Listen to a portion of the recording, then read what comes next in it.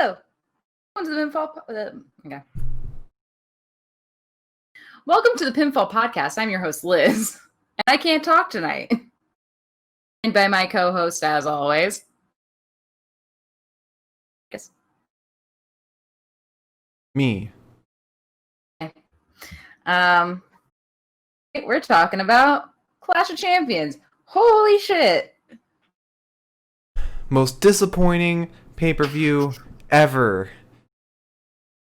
There is a part of me that genuinely believes that. And I mentioned this while we were watching. This is Clash of Champions. The pay-per-view where every title is on the line. And we didn't have a single title transferred hands today. Not a single one except the 24/7 title. But besides that, not a single title.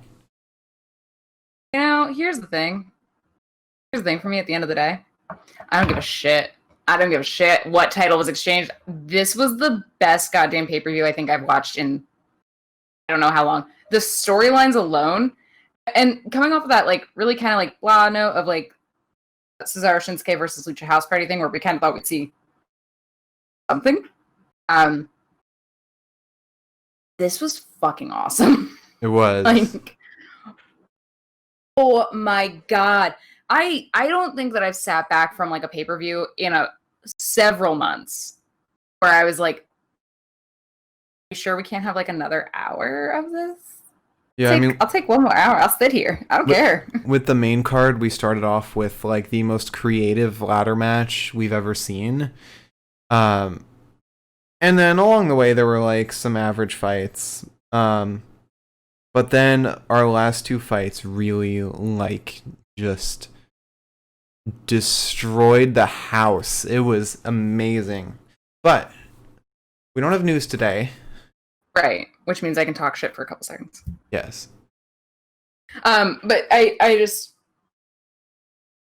again, I feel like I can't stop saying did I get a star, Mag? No.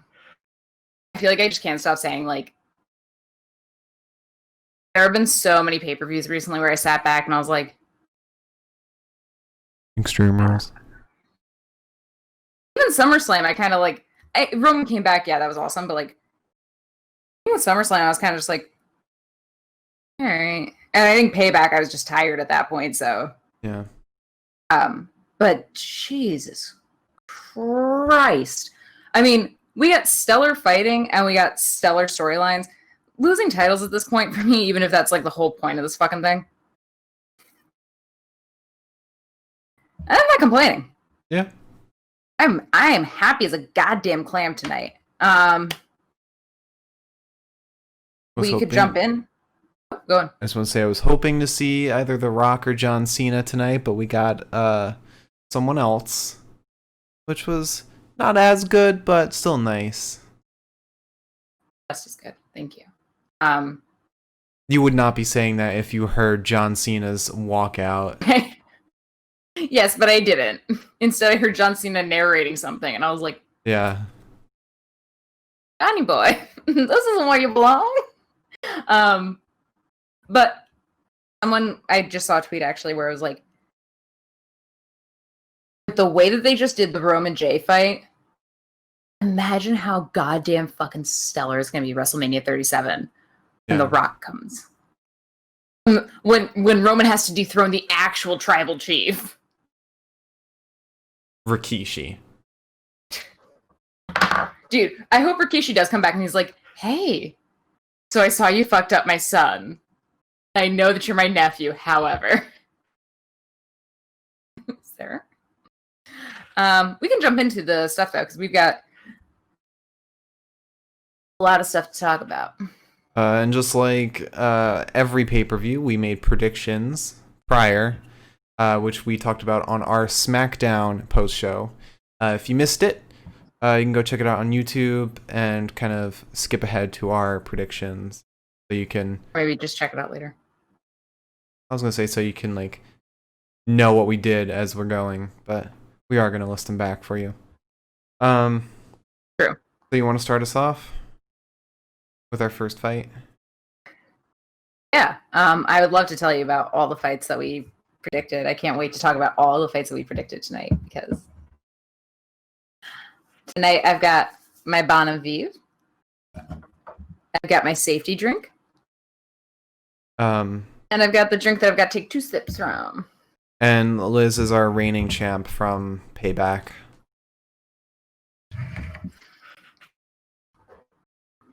All right.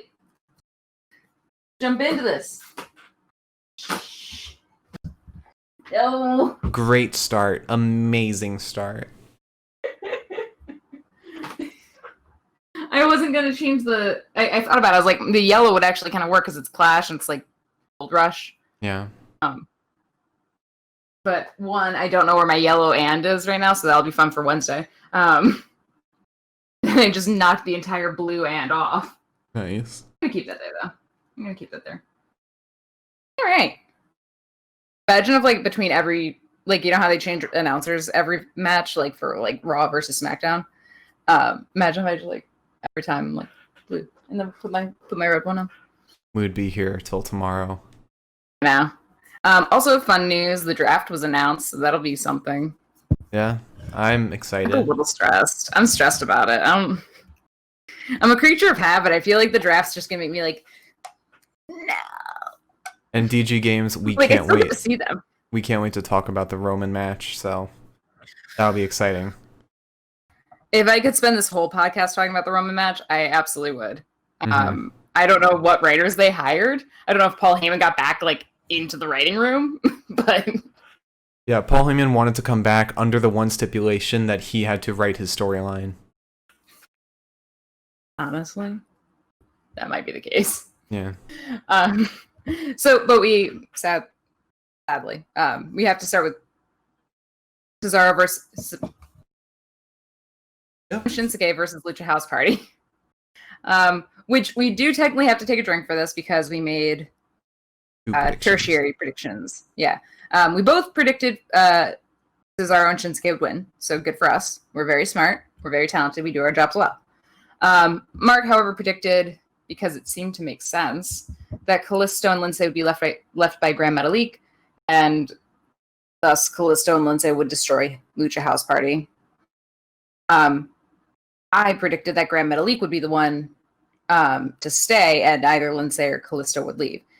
Which, neither was true. Weirdly enough, we got absolutely no progression in the storyline whatsoever, not even in the form of a promo. They kind of stayed together even more. And Andrade and Angel at this point. And for everyone watching... like, I hate you, but I love you. For everyone watching, what I'm drinking is a Bon and Vive Black Cherry. Sponsored. Please sponsor us, Bon and Vive. Will sponsor us. Buy so much alcohol. Please. Specifically, so much Bon and Vive. Mark specifically said that he likes White Claw more, though, so... What is this slander? He said so! Yeah, but I don't want it broadcast. Oh, I'm sorry. I take that back. That's off the record, actually. Thank you. These lies. I love you guys more. Can we move on? So we start the match with Cesaro power slamming Lindsay. Lindsay rolls off of Cesaro's back. We get head scissors to Cesaro. And then he gets drop kicked and kick in the side of the face, and Lindsay slams Kalisto into Cesaro. It's a whole, they're working together as a pal team. 2 pals working together as teammates. Kalisto's in, he's punching Cesaro. Cesaro tosses Kalisto off of him, but he lands on his feet. Kalisto sort of looks like he's going for the head scissors, but like he makes a couple too many rotations and ends up in holding Cesaro in a headlock. Lindsay is in. It's a missile drop kick on Cesaro. Shinsuke finally gets in after the Cesaro show. He throws Lindsay into the corner. And in typical Lindsay, if this is how we're starting tonight with how I'm talking, we're gonna have a long goddamn night. Oh my god. Randy injury. Oh god. Yeah. In typical Cesaro Shinsuke fashion, it's very rapid tagging in and out. Cesaro gets in, pummels Lindsay in the corner for a little bit. He tags Shinsuke back in.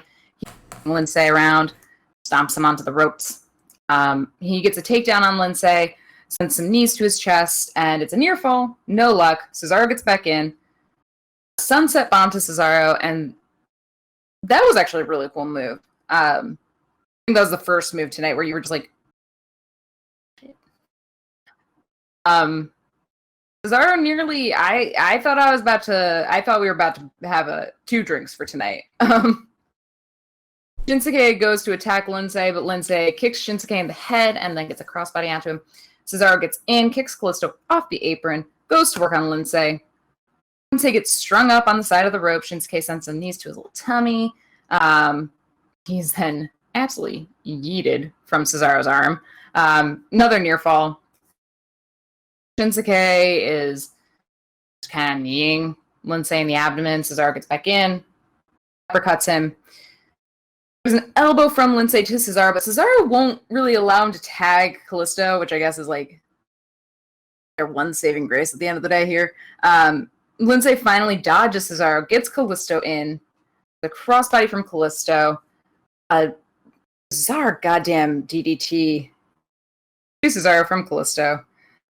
Shinsuke breaks up the pin in like the last possible fucking second. It's like the hand is coming down for 3, and Shinsuke's like, shit, that's my friend. Shinsuke avoids the stunner from Lindsay and a backstabber, or avoids the stunner, gets caught in the backstabber. Lindsay helps Callisto avoid a throw from Cesaro, turning it into a tornado DDT. I was not expecting teamwork here. I wasn't. I was expecting hatred and abandonment. I got 2 guys working together. What? It doesn't serve my storyline. Doesn't serve anyone's storyline. Christ.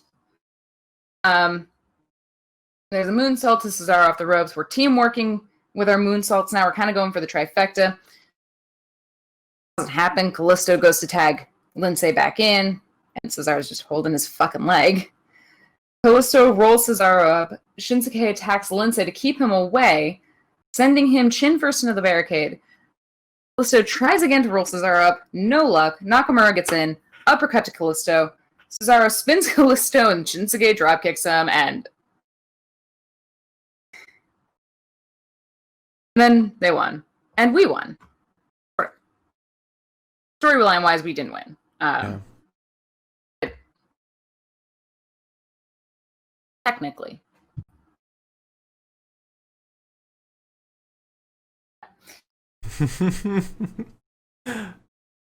I mean, this was a very strong way to start the night, especially being the kickoff, because we all thought, for good reason, that the Asuka Zelina Vega fight was going to be the kickoff. They straight up said it during the show, but then they started off with this, and this is what they should have started the night off with, so it's good that they did. But why would they tell us the other fight? I don't know. To be totally fair, tonight was really weird in terms of like prior to the match starting. Yeah.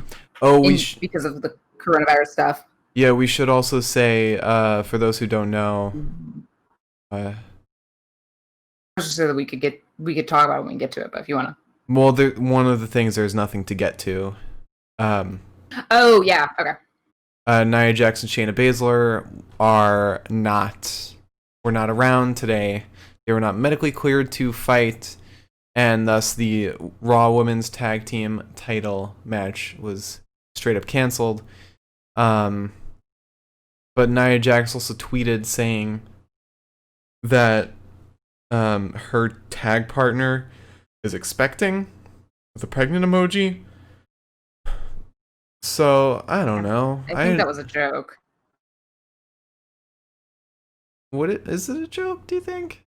I think it was. I think Eldon said that was a joke. I mean, I could be wrong. Yeah. I don't know. It's something weird to joke about. I don't know. I don't know. I'm saying that a lot, but I'm gonna check on her Twitter. See. I mean, it'd be really weird for her to be pregnant after everything she said to Becky Lynch when Becky Lynch announced that she was pregnant. I mean, when Shayna was just like, well, kids suck. Why would you throw your career away for that? I mean, WWE on Fox tweeted, Nia Jax and Nikki Cross have not been medically cleared to compete tonight. And then Nia Jax quote tweeted it and said lies. So I have a feeling she's medically cleared, but it's just Shayna who's not. Just don't think that Shayna's pregnant. Unless you want to make a prediction for that, we can. Raw is tomorrow, so. Yeah, Shayna tweeted, I'm expecting ... to die from a broken heart caused by the Vikings.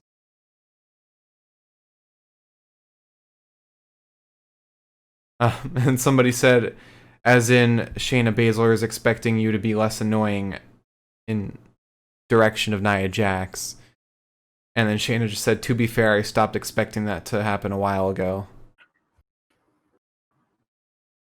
Alright. So who knows what's going on? I have a feeling it is COVID stuff. I'm sure it is.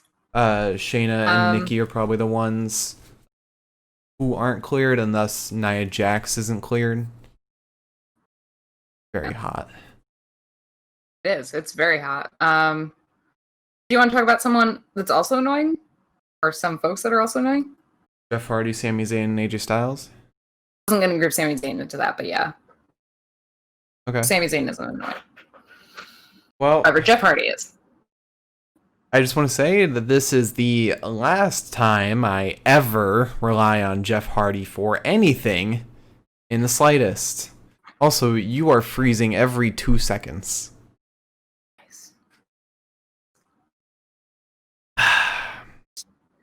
It's too cool. Because I'm freezing. Anyways. DG Games said, whoever threw that party should get jumped by everyone. 20-second violation beatdown. That would just spread the virus more. I would love that, but that would just spread it more. No, the people who get to jump, they'll be in hazmat suits. We'll be fine. Okay. Yeah, dude. If it comes down to the fact that like this entire outbreak, because like I know that the NXT outbreak is related to that party. If it comes down to the fact that the entire outbreak is from that one party, I have a goddamn aneurysm. Yeah. However, so I didn't lose because I chose Sami Zayn because Sami Zayn was the rightful title holder anyway. So like, why would he lose the title? So we start off, the guys are just kind of arguing. AJ punches Sami, and then Jeff throws Sami into AJ. Jeff grabs the first ladder, which is never the good thing to do, I guess. Usually when you're the first one to grab any sort of prop, it's probably going to be used against you. AJ kicks it into his abdomen and then with a baseball slide, and then sends some flying forearms off the top ropes to Jeff. Sami goes off the top ropes to land on AJ. Then Sami throws the ladder into Jeff's already massacred spine, and then into AJ's, for good measure. He's an equal opportunity ladder smacker. Sami tries to set the ladder up, and Jeff attacks him. Also, I like that this match wasted no time with setting the ladders up. Yeah. Like, that's one thing that the NXT ladder matches kind of did, was, like, it felt very, just very slow with the ladders. This one, it was very well paced. The ladders were, I mean, at one point a ladder was thrown at somebody. Several times ladders were legitimately thrown. But yeah, there was like, there were only 2 ladders set up to get the title. 2 or 3. Yeah. Normally there's like 5 ladders that are used.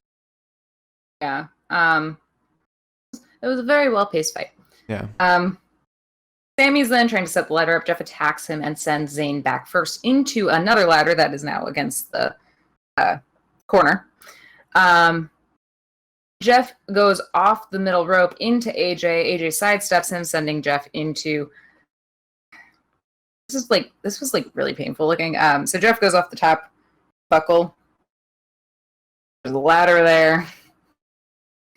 AJ sidesteps him.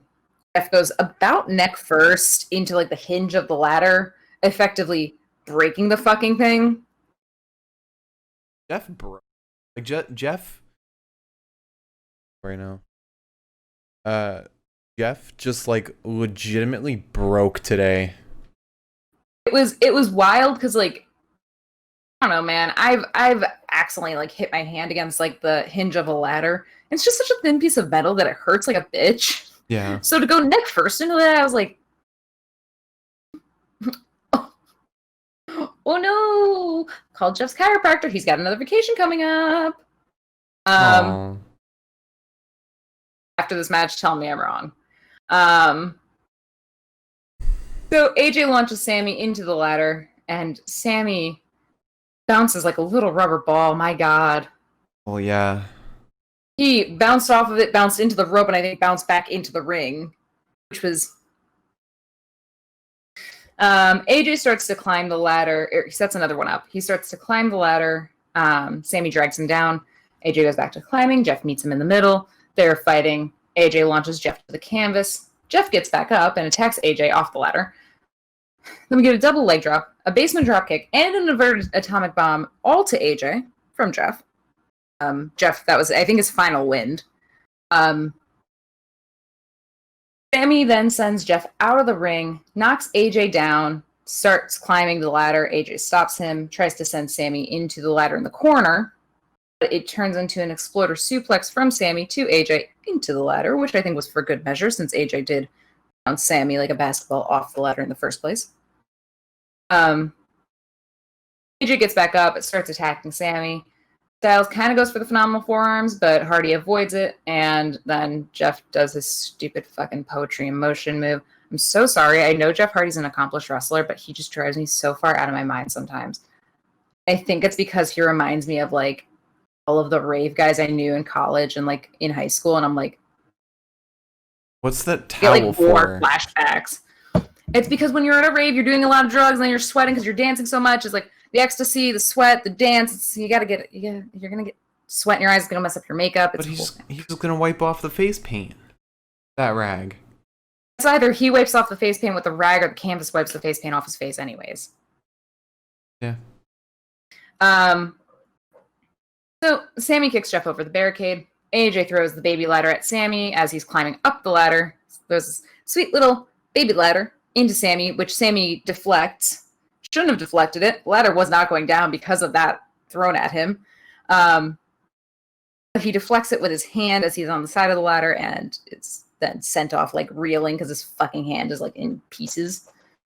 AJ starts going up the ladder. Jeff is also going up the ladder now. They're fighting on the ladder again. You shouldn't be fighting on a ladder. It's not good for you.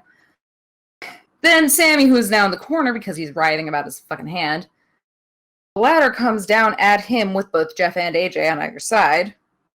Sami gets his little knees up, and suddenly he's protected, and he's fine.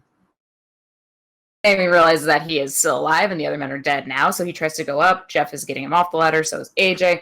Sami then sends a ladder off of AJ onto Jeff. Just kind of ping-pongs it. Tries to go back up the ladder, is pulled off by Jeff. Twist of fate to Sami. Jeff is going up. Sami's trying to get him off.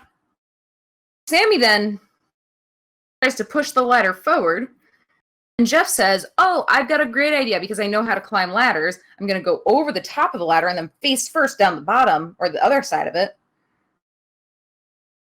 Which doesn't make sense. That's not how you should go off of a ladder. Jeff does it. Doesn't work for him in any way because the ladder still gets pushed. He still gets flung off the ladder onto the ground. Also kind of caught up in between the ladder as he goes down, which is just not a place you want to be. Sami is then bounced into the announce table by AJ. AJ's trying to get a ladder in. Sami fights him off, sending the ladder in himself. AJ moonsaults off the announce table onto Sami. This ladder is now laid out as like a little bridge from announce table to ring. AJ tries to get Sami onto the ladder, and Sami knocks it accidentally, I think, with his foot. The ladder falls off its positioning, hits the ground, and AJ's just got Sami in his arms. He's like, He just throws him into the announce table. Beautiful feat of improvisation. Like, looked like Sami's bag like landed right on like, because I know that the little thing that goes across the announce table, I know it's kind of flimsy. It really looked like Sami's back like went right into the corner of a monitor, and I was like, oh, no thank you. AJ then tries again after getting Sami in the ladder. Jeff slaps AJ with a different ladder. And he sets up a second ladder to then Swanton Bomb onto Sami. And like, also, probably one of the biggest fucking ladders that they had there. Swanton Bombs off of it onto Sami, snaps the ladder that Sami's on in half. Jeff's on the ground writhing in pain. Sami's also feeling like shit now. AJ is then smacked with a ladder by Jeff. He attacks Jeff with a ladder. Sami wrenches Jeff into a barricade a few times, goes into his pockets, and pulls out some handcuffs. He launches a ladder onto Jeff, who's now kind of by the ramp. And then handcuffs Jeff's stretched earlobe, hinge of a ladder. This was so funny. Because then later on, you see Jeff Hardy trying to get into the ring with the ladder, like right next to his head. Oh my god, it was so good. If there's one thing that this pandemic taught me, it's that, because I've been wearing face masks before, and I go to take my face mask off while I've got earrings on, and the face mask will get caught on my earrings and pull the earrings down. And that's the most stressful thing in the world, because you're like, oh my god, I'm about to rip a fucking hole in my ear. And so watching that, I was just like, because I know what it feels like to have your earrings tugged, and it does not feel good. It makes you feel very stressed out. So to watch that, I was like, also stretch ears. Like the part on the bottom is already kind of weak because like the skin is stretched. The elasticity is not there. Snap. Ugh, God, ew. I mean, watch a mandible claw. Jeff Hardy's nerves in his earlobes are probably gone. He's probably they definitely are, but still, it doesn't mean that I don't want to that I want to see that happen. So Jeff is handcuffed from earlobe to ladder, which is disgusting, and Styles fights back as Sami tries to handcuff him to the ropes. Styles then suplexes Sami, and like a little fucking magician, Sami has somehow now cuffed himself to AJ. AJ's just like, fucking, he's wily. Nightmare. So I love him. He's like a fucking cat. Now the two lads are handcuffed. Jeff has his handcuff ladder, and he is just trying to kind of like march on in with it to do something, I guess. AJ says, fuck this, I'll go up the fucking ladder with Sami on my back. I don't give a shit. Sami, however, has the key.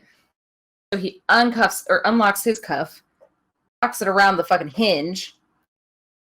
AJ's now cuffed to one side of the ladder. Jeff Hardy has a ladder attached to his ear. Sami Zayn gets the fucking titles, and I said, clink, bitch. DG Games asked something that I'm also kind of wondering, like, does the skin unstretch, or is it permanently like that? Like for Jeff Hardy? It is permanently like that. Oh, no. Oh, God.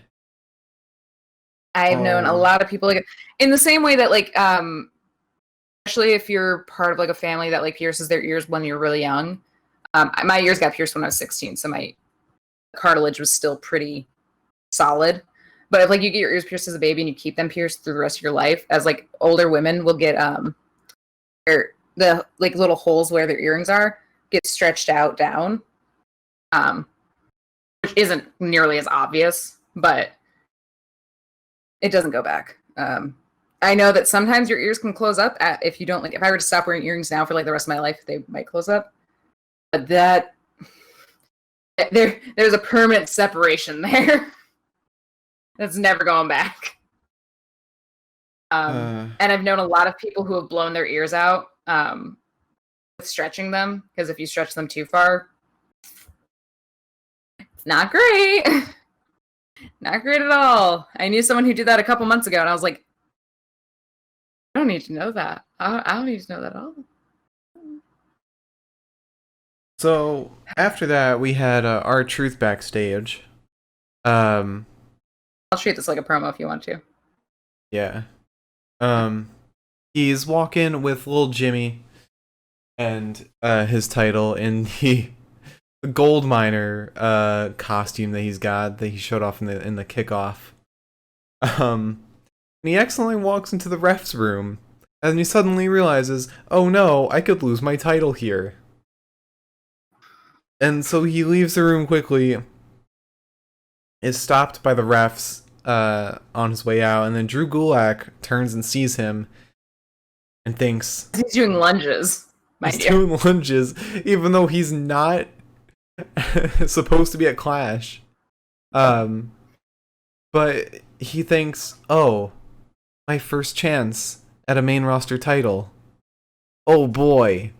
And pins R-Truth to get the 24/7 I-95 South 365 7-Eleven They Made Me Watch All Reno 911 title. So when they did that, when they did the 24/7 thing with Tozawa and the Shark on Monday, I felt so sad because I was like, I can't list it all. I'm so sorry, guys.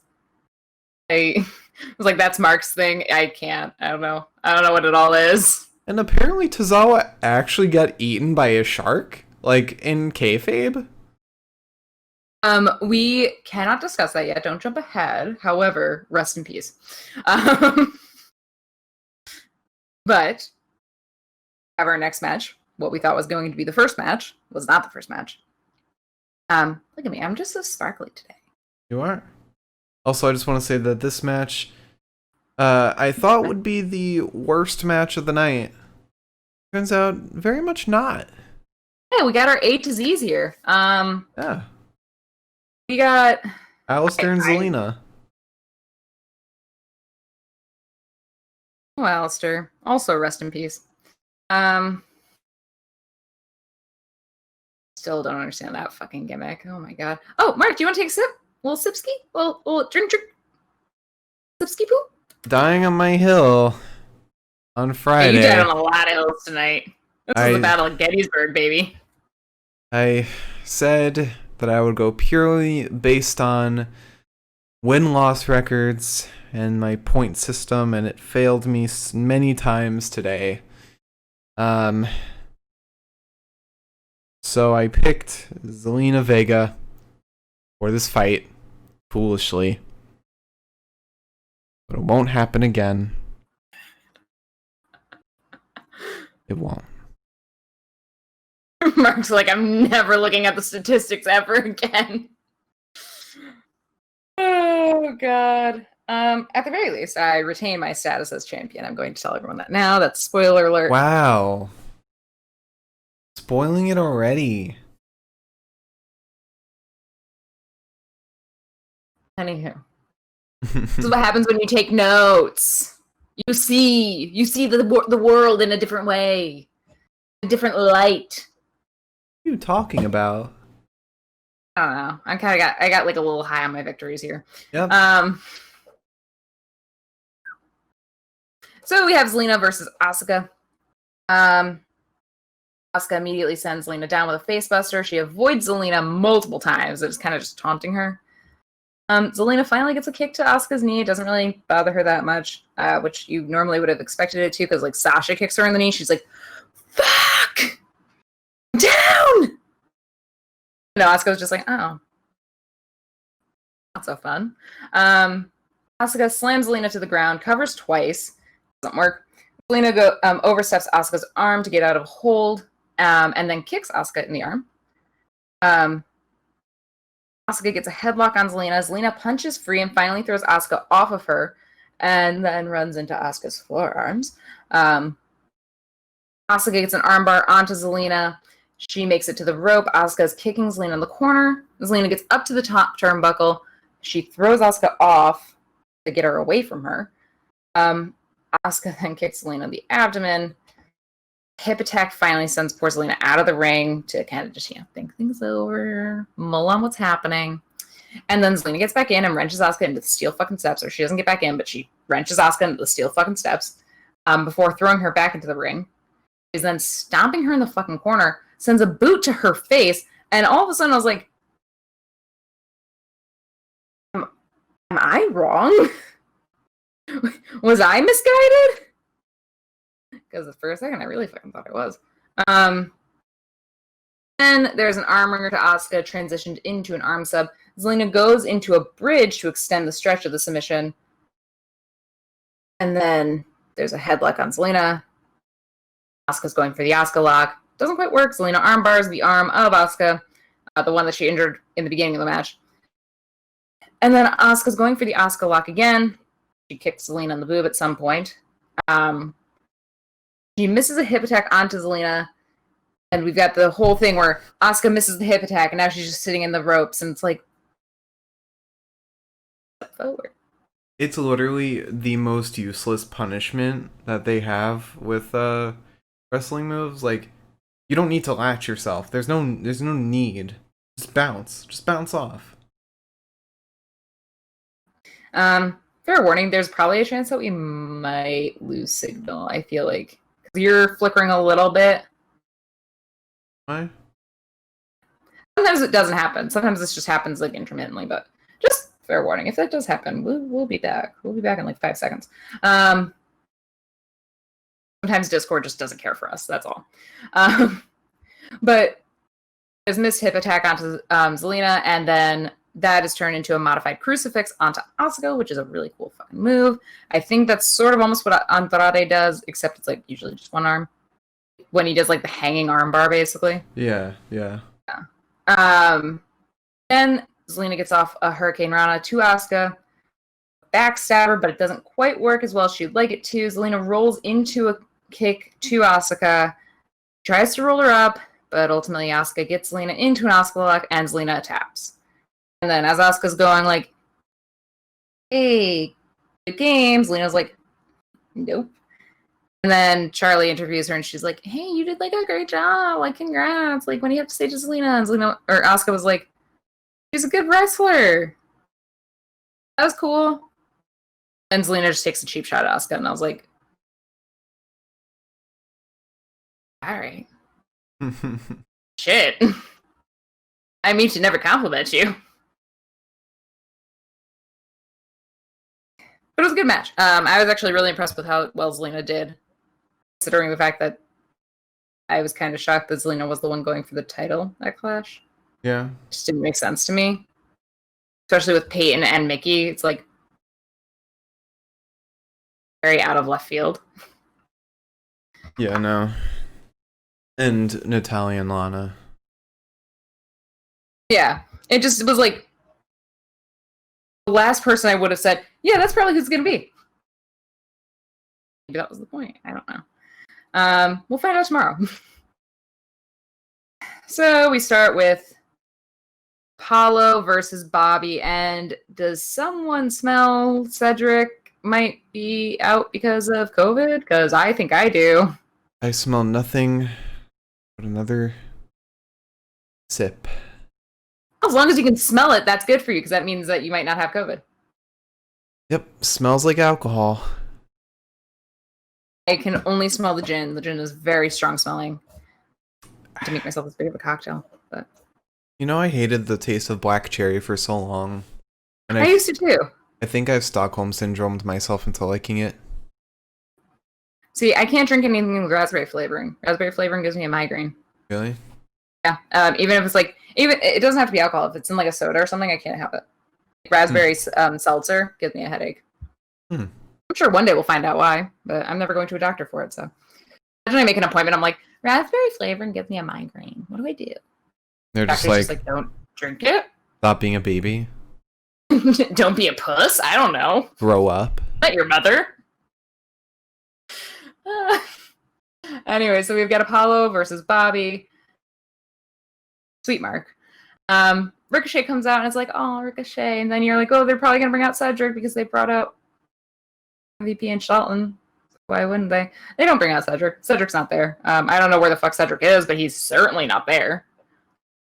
I guess we'll find out maybe tomorrow if Cedric's out because of the coronavirus. Yeah. But anyways, so Bobby attacks Apollo's legs immediately. Bobby's fucking forearms just snap Apollo to the canvas. Bobby tries to slap Apollo in the face, but Apollo kicks him in the head, and then another kick, and Apollo sends Bobby from the ring, moonsaults onto him, throws him into the barricade. Bobby sends Apollo's shoulder first into the barricade as well.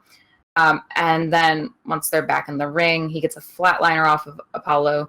Gonna be honest, the Bobby Lashley flatliner I kind of like more than the Damian Priest flatliner. It makes sense. It looks so much cooler when it's Bobby, because Bobby's just fucking massive. Yeah. MVP is then trying to talk to Apollo, and Bobby starts assaulting Apollo in the corner so that MVP can kind of talk to him while Bobby's putting the hurt on. Ricochet then tells MVP to back off and to stop talking to his friends, because I think Ricochet's kind of going through this thing where he's like, it's Apollo, who the hell am I going to be friends with? For truth? And then MVP was just like, I'm trying to have a conversation. I'm just trying to have a conversation here.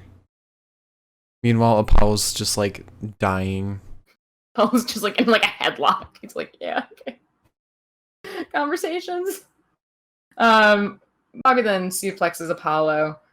Kind of starts at Ricochet, but he was like, I'm focused. Picks up Apollo, tries to send Apollo crossbody into the post, but Apollo hurries away and sends Bobby face first into the post. Got some forearms to Lashley. Suddenly, I really thought that I was like, oh shit, now I'm actually wrong. Now I'm actually definitely wrong. There's some kicks to Apollo's midsection, then an elbow strike to Lashley, sending him straight from the ring. Apollo gets onto the top rope for a moonsault, but Lashley attacks him. Apollo jumps over him and lands on his feet like a little cat. Or rolls through and lands on his feet. Apollo then throws Lashley over his shoulder, standing moonsault. Back up, Lashley is fighting him off the top rope, and then there's a superplex to Apollo from Lashley. It's kind of downhill from there because Apollo avoids kind of getting launched, does a standing shooting start to Lashley and a frog splash. Lashley drives Apollo to the canvas and then gets the full Lashley, and sweet Apollo. It's a tap. It's never gonna work. I'm sorry. I don't see him ever getting out of one of those. He's gotten out of the half lash. Never the full lash. A lot of people have broken out of it. I don't know how Apollo hasn't. His arms are just too big. Gotta wait till Hell in a Cell, Mark. He's gotta like tape a bunch of nails to his back. This isn't ECW. It's the only way. God. You watch a New Jack documentary once. I was just coming up with a good idea. You referenced ECW. I guess it was my fault. Sorry. Well, in honor of that, I will take my first fully deserved drink, which I really shouldn't be taking because Angel Garza got injured. This is for Angel and Andrade versus Street Profits in a... I very much have a feeling that this fight was not supposed to end this way. It wasn't. I don't think it was. We'll get into that, but I have my suspicions as to why I don't think it... Whether who won and who lost was actually supposed to be how it ended. A little weird. So, I mean, also in true Raw fashion at this point. Alright. Dawkins and Andrade. It's never easy for me to say "and" first before his name. And Andrade. Yeah. And Andrade. And Andrade. And the more I drink, the more it's like useless. So Dawkins versus Andrade to start. We get an arm sub on Andrade, and then Andrade elbows himself free, gets Angel in, who arm subs Dawkins, tags Andrade back in. My God, if you thought Cesaro and Shinsuke tagged each other in quickly, nothing compared to these two. Like when they're on the same wavelength, Christ on a cracker, they're on the same fucking wavelength. I don't think there's another wavelength that they could possibly imagine being on. Mm-hmm. Andrade stomps onto Dawkins' hand, gets him into a headlock. Dawkins sends some forearms to Andrade, drop kicks him, tags Montez in. Montez drop kisses him. It's when you fly off the ropes and you kiss him on the way down. If I were a wrestler, that'd be my finisher. It would be like the Sister Abigail, but just flying. Just flying. I kiss you, and then I just kind of like land on your chest. So Montez drop kicks Andrade, and then drop kicks Angel. Andrade axe handles Tez's back, and Andrade is held up by Angel for some reason. I guess that like was meant to help him. I thought Angel was like trying to hurt him. I don't know. But he holds him up. He holds his leg. And Andrade doesn't seem mad, so I guess it helped him. He I think he drop kicks Tez. I don't know why I just wrote drops. Drop kicks Tez so Angel can basement kick him. The pants are off. Arm sub on Tez from Angel. Andrade's back in and off the top rope to kick Tez in the chest. Angel's back in. It's like every goddamn fucking note's just Angel's in, Andrade's in, Angel's in. But Angel's back in now that Ford has been dumped out of the ring. Andrade brings Tez in so Angel can knee Tez in the face. And there's an arm sub on Montez. Montez lifts Angel for a belly-to-back suplex. Angel in the face. Tez kind of starts finding his footing a little bit. Angel's holding, ironically, onto Tez's foot. That wasn't intentionally a pun, but it was funny. It's the second time that we get somebody holding onto someone's foot to like stop them from making a tag in this entire fucking evening. But Tez finally makes the tag. Back to the start now. We got Andrade and Dawkins back in. Flying elbow to Andrade. Garza slammed to the canvas. Dawkins throws Andrade face first to the mat. Drop kick to Dawkins' face from Andrade. Dawkins then avoids Andrade. Andrade tags Angel in. A lot of shit that fucking happens, and that's why the ending was so goddamn confusing. Angel drop kicks Dawkins in the whole spine. Dawkins tags Montez in. Tez gets onto the top rope. Angel's up there with him. Angel's punching him down. Then we got just an absolute like heart-stopping fucking Spanish fly. The Spanish fly, I think, always, and I've seen like a lot of tweets that say this too. I think the Spanish fly always just makes me like a little bit like. Just. Also, I'm glad in a weird way, even though I kind of wanted the storyline to progress in a different position. Now that we're starting to see Angel and Andrade kind of like vibing, because, like I said, when they're fucking vibing, dude, it's bananas. Yeah. Tez tries to tag Dawkins in. Andrade pulls him off the apron. And there's a knee to Tez's face from Angel. There's literally no way in hell at this point you could have convinced me that the ending would be the ending. Angel tags Andrade in, sends some knees to the face of Andrade, or knees to Tez's face from Andrade.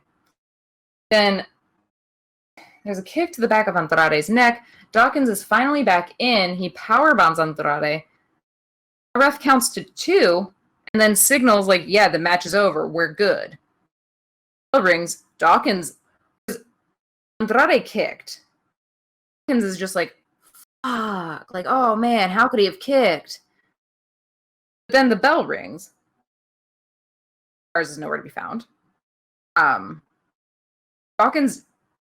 Montez looks like he's like, yeah, we won. And Dawkins is just kind of like, yeah, we won. Now, although this looked like a very botched ending, which it was, I think it was Sean Ross Sapp who tweeted basically like the information that is behind this. Apparently, Angel Garza got injured and was taken out of the fight, unable to fight. That's why they ended it. But that wasn't communicated to Andrade, and so he kicked out when he was supposed to. But they had to end a fight there because they didn't have Angel. So, I think the reason that like I kind of believe this story, it can be hard to tell sometimes with kayfabe. I think the reason I believe this story is because they do cut to Angel Garza, who's laying on the ground. Yeah. Instead of it being like when people are injured and there's like the guys in like the EMS uniforms that are like, oh my god, are you okay? Like, oh, and like they're not touching them, but they're just kind of like hovering their hands and like molding them like a little clay sculpture. It was two people dressed like normal backstage people, and I was like, he's injured. Okay, that's what happened with Ivar too. Is Ivar got shoved into the barricade, and then there were like 3 people dressed like actual backstage people, like being like, "Hey, dude, are you cool?" And I was like, "Oh no, he's like, if there's not a direct note that says, oh my god, he must be really injured, I know he's injured." It was just very weird, and because there's like all the stuff happening now with like Asuka and Mickie James, or like that match was strange beyond any reasonable belief. I feel like with other Raw matches, I'm like, the ref just fuck up, but this looks like I think Angel Garza is probably actually punked. I think this is kind of the trade-off you get when they go back to doing live matches. You see all these botched moments, like immediately once they went live again, you had Grand Metalik botching all of his moves. And the head scissors just don't look the same anymore. Yeah.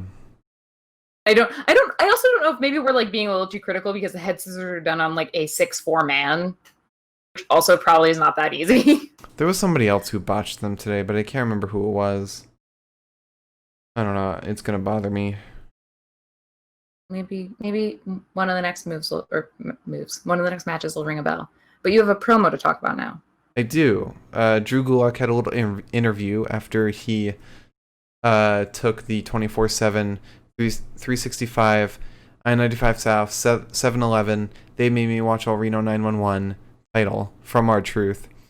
And we just see little mountain man R-Truth in the background sneak up behind Drew and then pin him. But before that happens, they mention that Akira Tozawa was eaten by a shark.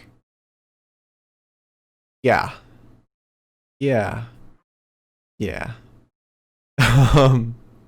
And yeah, so R-Truth is once again the 24/7, 365, 7-Eleven, I-95 South, They Made Me Watch All Reno 911 champion. For a second I was excited that we would see it on SmackDown, but alas, it's still on Raw. I mean, hey, you never know. You might. Yeah, with the draft. Yeah. I just cannot believe that Tozawa was actually eaten by a shark. I don't know where this is going, but that's cool. Also the fact that Truth pinned Drew and then screamed, "You should have had a VA," before running off.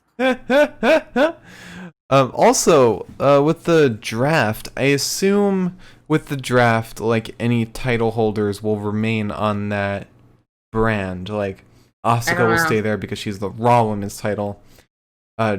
Drew can go back and forth, I assume. Roman can go back and forth. I know it would be weird to see them, but I'm just saying, like, feasibly, could they go? Drew could go, because the title can be on SmackDown. Roman can go. Sami can go. R-Truth, I guess. But, like, the SmackDown Women's title, the Raw Women's title, the SmackDown Tag Team, Raw Tag Team, I assume all those have to stay on those brands. Mm-hmm. I don't know. I don't know either. Shall we get into the next fight? In my opinion, the worst fight of today. Well, to be fair, it's the worst fight because it was the weirdest one. Yeah. Because I don't really know what the fuck they were planning to do here. Obviously, Nikki Cross was not medically cleared. So, weirdly enough, Mark still has to take a drink. Not really sure how that happened, bud. Really just not sure. It wasn't even like she lost. She used a chair and got disqualified. Yep. But I'm gonna make an argument right now that you need to drink too. Because your pick was not for Bayley to lose. Your pick was for Nikki Cross to win. And she didn't. Which is still, in theory, Nikki. I mean, in theory, that's still Bayley losing her title. My plan here was that Bayley was losing the title. But when we were going over the predictions... I had to choose somebody. And I chose the person that was going to take the title off of Nikki. And they didn't. The title stayed on Bayley. But at the end of the day, Bayley won or Bayley lost. I picked the not Bayley winner. You picked the Bayley winner, and therefore you have to drink. I mean, I will take a sip if it will make you feel better, but just know, I want you to know that this is a pity sip. I'm pitying you when I do this. It doesn't hurt me. All I'm saying is you getting by with this sets a bad precedent for the future. Oh, okay, don't worry. I know that you had your losses tonight, so just for you, in your honor, if you will, I will take this sip of gin and seltzer, okay? Makes you feel better. I don't like being patronized like this. You did lose. You picked Nikki Cross. You wanted this. You picked Nikki Cross. I did, but I picked the person who, for whatever reason, is not here tonight because she's not medically cleared. That is not something I can control. Therefore, my next pick would have to be the person that fills that place. And the person that filled that place won. So. The words that came out of your mouth when you made the prediction were not Bayley's opponent would win. Because your words were Nikki Cross would win. How is picking Bayley's opponent to win not the same as picking Bayley to lose to her opponent? Because you didn't say I pick Bayley to lose. You said I pick Nikki Cross to win. I did pick Bayley to lose. That's one or the other there. We're talking implications, assumptions. You're talking semantics, baby boy. And isn't that what matters when it comes to predictions? I still got a drink, I know that. You haven't drank yet. So I'd love to see you do that. Because, I mean, you are the actual loser here. You should know that sip was taken fully out of pity for your horrible showing tonight. I want you to know that. You're supposed to be the face here. Am I seeing a little heel turn? Oh, no, honey. I picked the face for this fight alone. If I were the Corey Graves of the moment, I would have picked Bayley. But the Corey Graves that we have already did so. And paid the price. And so. Shall I continue? Mister, I picked Bayley and Zelina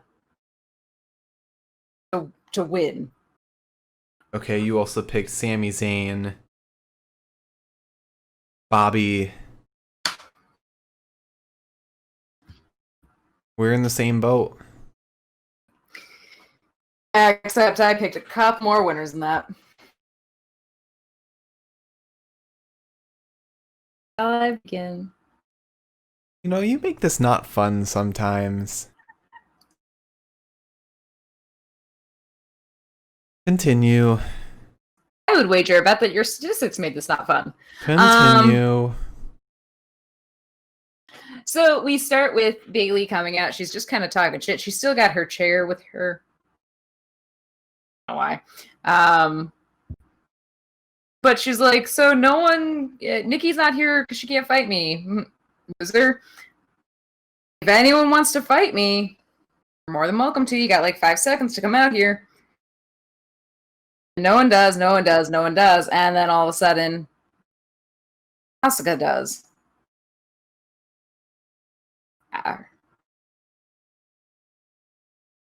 Weird enough. Convinces me further that Asuka's going to SmackDown, by the way. Just because this is the second time we've had her going for the SmackDown title. As if that is something that she should be doing when she's on Raw. Asuka comes out. Immediately hip attack to Bayley, kick to Bayley's face, and then another hip attack. An armbar to Bayley, and Bayley finally grabs the rope. A back suplex to Asuka. Bayley goes off the top rope and into Asuka's knees. Asuka goes to kick Bayley on the apron, but Bayley pulls her down face first into the apron. Baseball slides into her. Asuka kicks Bayley in the face. Bayley hits Asuka with a steel chair, and then that's the DQ, folks. It's the DQ. Bayley loses, but technically wins because she retains her title, which really, I'm just going to put it out there. I've had this problem before multiple times while watching these kinds of matches. I don't understand how somebody can be DQ'd from a match, effectively losing the match, and still win the title. That doesn't make sense to me. That throws me every time it happens. Yeah. Because like the whole point is if you were to lose the match in the conventional way, you would lose the title. So why wouldn't you just like go to every title match and just be like, oh, kendo stick, haha, DQ. Then you never have to. The fight does not end there though. True. What then happens is that it very much actually Drew McIntyre and a la Drew McIntyre, Randy Orton, Keith Lee. Out of nowhere, Bayley's hitting the goddamn back with a steel chair. You're like, shit. And guess who it is? It's Sasha with glitter in her eyebrows. Sasha hits Bayley with the chair. Bayley goes and gets a kendo stick. Kicks Bayley in the knees and then hits her with that kendo stick.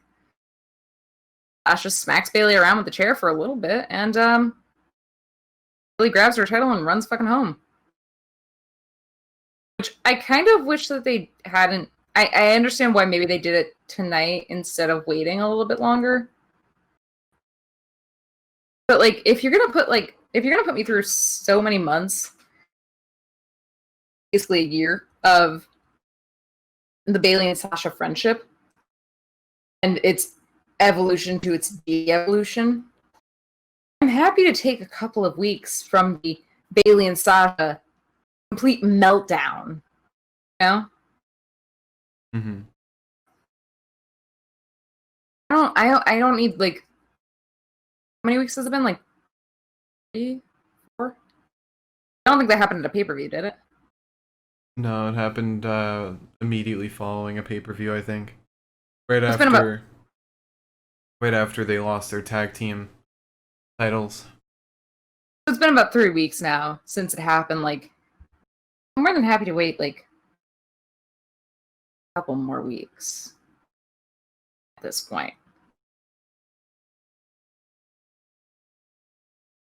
However, this is right about the time where like when you hit the roller coaster and like you went down one hill and all of a sudden it's just going really fucking fast and so much fun. We have effectively one of the best matches tonight, I think. Drew versus Randall Keith Orton. He's still with me. I need some life. I need some show of life here. I with you? Yeah. Oh. Okay.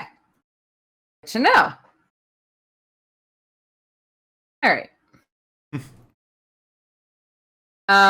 So we start with Drew just staring passionately at his fucking title, and I said, "Oh no, this is where he loses it, and I'm gonna have to cry about it." He like kissed it, placed a hand on it, very gently.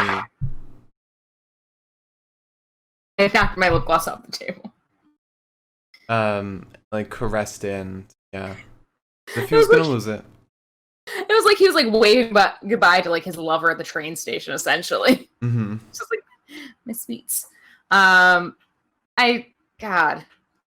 sort of want to go back and rewatch this match too because I was watching it under so much stress. I was like, I don't want to watch him lose it. I don't know if I could enjoy it fully, but holy fucking Christ, this fucking match.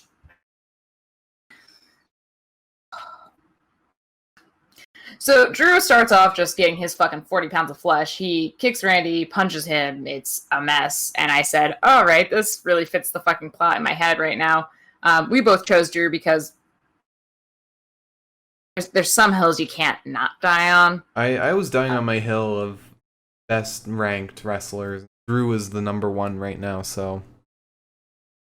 Yeah, and I was dying on my hill of I can't vote against him. I voted against him once and it broke me on the insides. So. But however, as I say every single time, I will take a drink because I drink when Drew wins and I drink when Drew loses, so. I'm not gonna drink. I won that. I won. Picked right for once. I picked right. That was a celebratory drink. Randy misses the RKO and sends Drew to the apron, and then we get a Draper DDT to Drew. Randall then starts looking like maybe he's about to punt Drew because Drew's looking like he's in position for the punt. And all of a sudden, a thick white arm reaches out and grabs Randall's leg, and I said, for some reason, Ryan said Luke Harper. There was no reason for it to say that. There was absolutely no reason for it to say that. Mark, you thought it was Kane. I did. Because Big Show normally has a beard. Which was totally covered up. He also does not have a beard anymore, which is very weird. One time my dad shaved his mustache, when I was at school, I came back and he didn't have a mustache, and I was like, I don't think I know this man. And that's sort of how I felt with Big Show tonight. I was like, whoops. So Show grabs Randy, pulls him out of the ring, and then choke slams the fucker into the goddamn announce table. And Drew comes out of the ring and kneels by the stairs and stares down at Randy, smiling. I said, "Oh my god! Even when this happened, even though this happened, I still feel like you're about to lose it because you're being a dick. You're showboating so hard, and I just."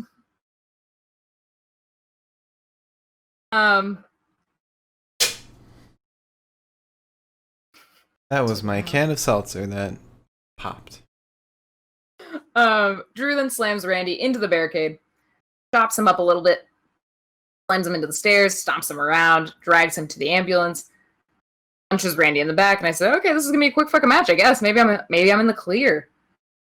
Then throws Randy not in first into the ambulance, and not into the ambulance, but into the ambulance.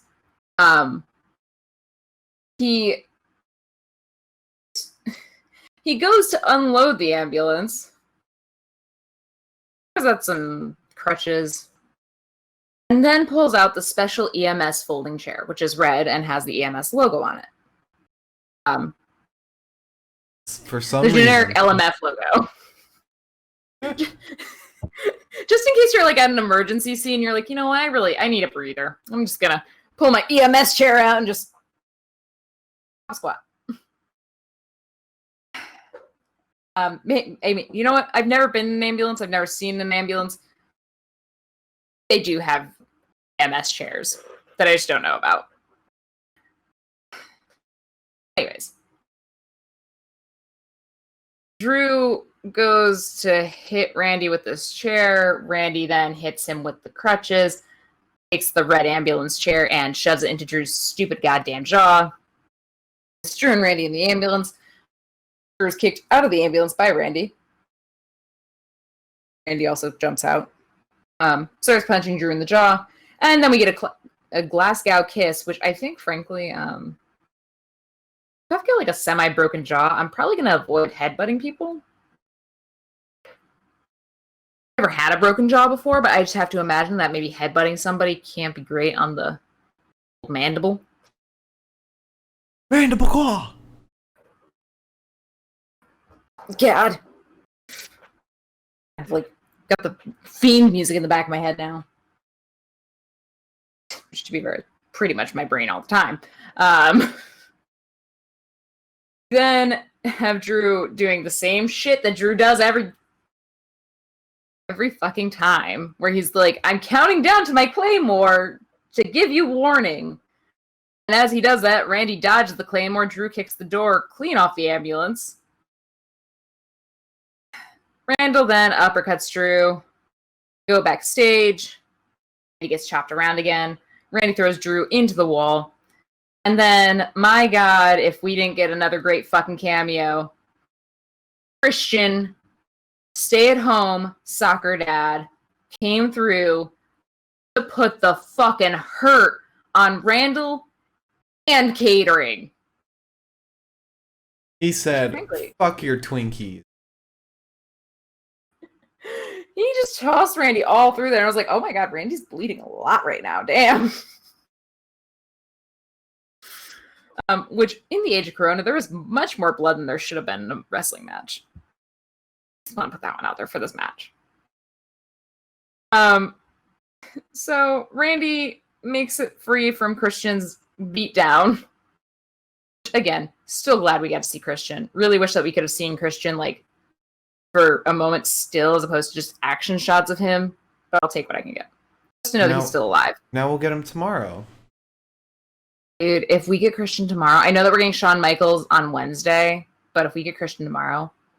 And Big Show tomorrow, too.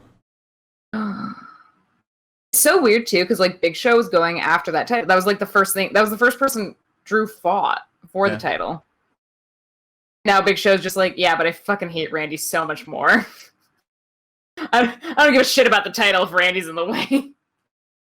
So Randy then slams Drew backwards into the ambulance, tries to pin him. So they're up on the hood of the ambulance, and Randy launches Drew into the windshield, which is satisfying fucking crunch, but also not so satisfying when you imagine a person's skin going into it.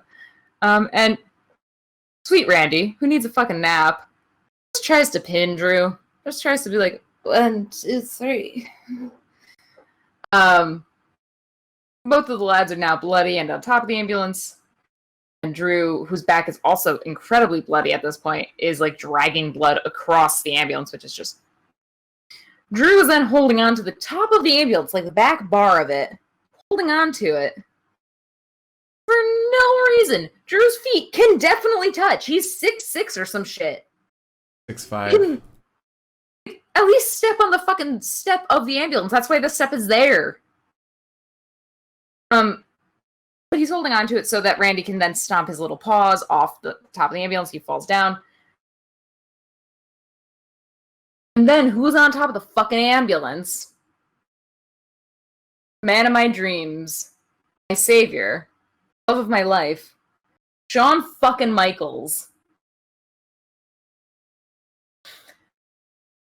Super kicks Randall in the goddamn fucking face. And then just goes...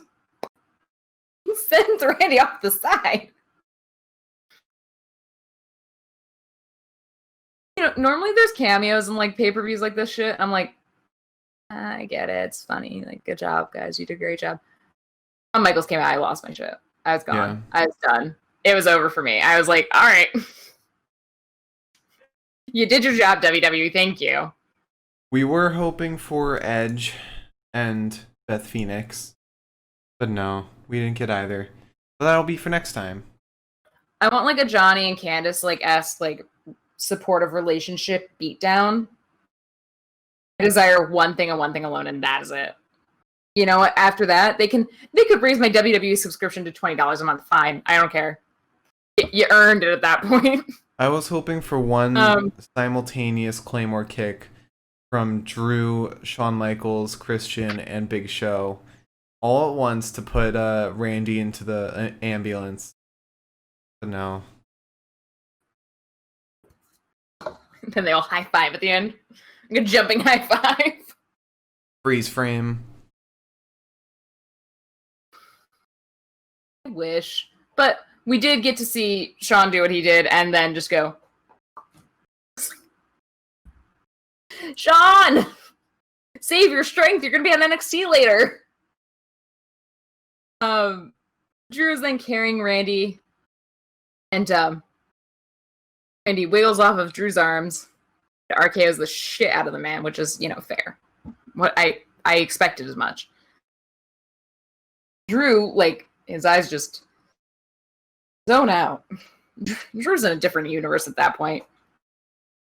Randy loads Drew into the ambulance. And my heart fucking stopped because Drew got about this far from fucking closing the doors.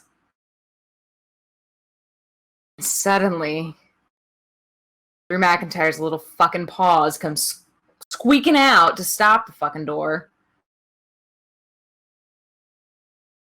And at that point, I had reached like the final stage of grief. I had reached acceptance at that point. And then his hands came out, and I immediately was back to fucking step one. I was like, no! Denial!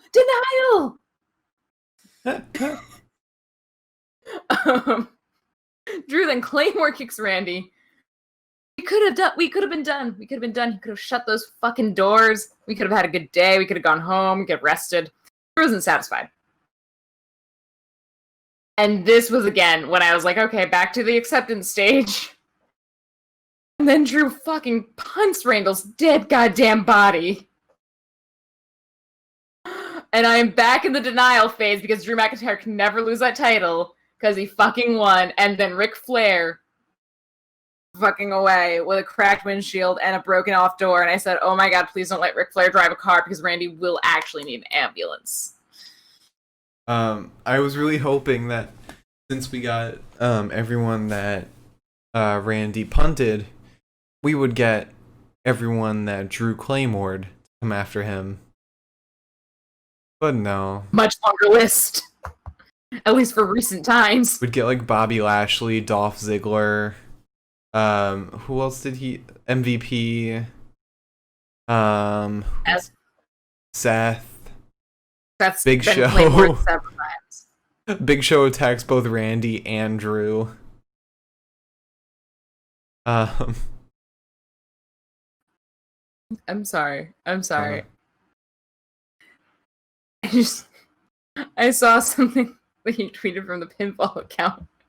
I did not realize your last saved picture was the picture of the bread loaf I baked. I didn't realize I tweeted that from the podcast. You did? It's like, why is my bread loaf on my Twitter timeline? Anyways, please continue. I'm sorry.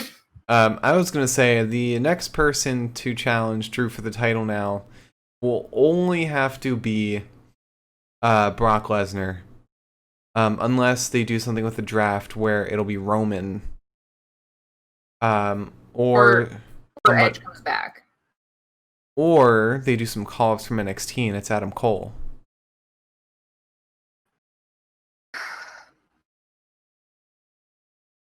I don't know.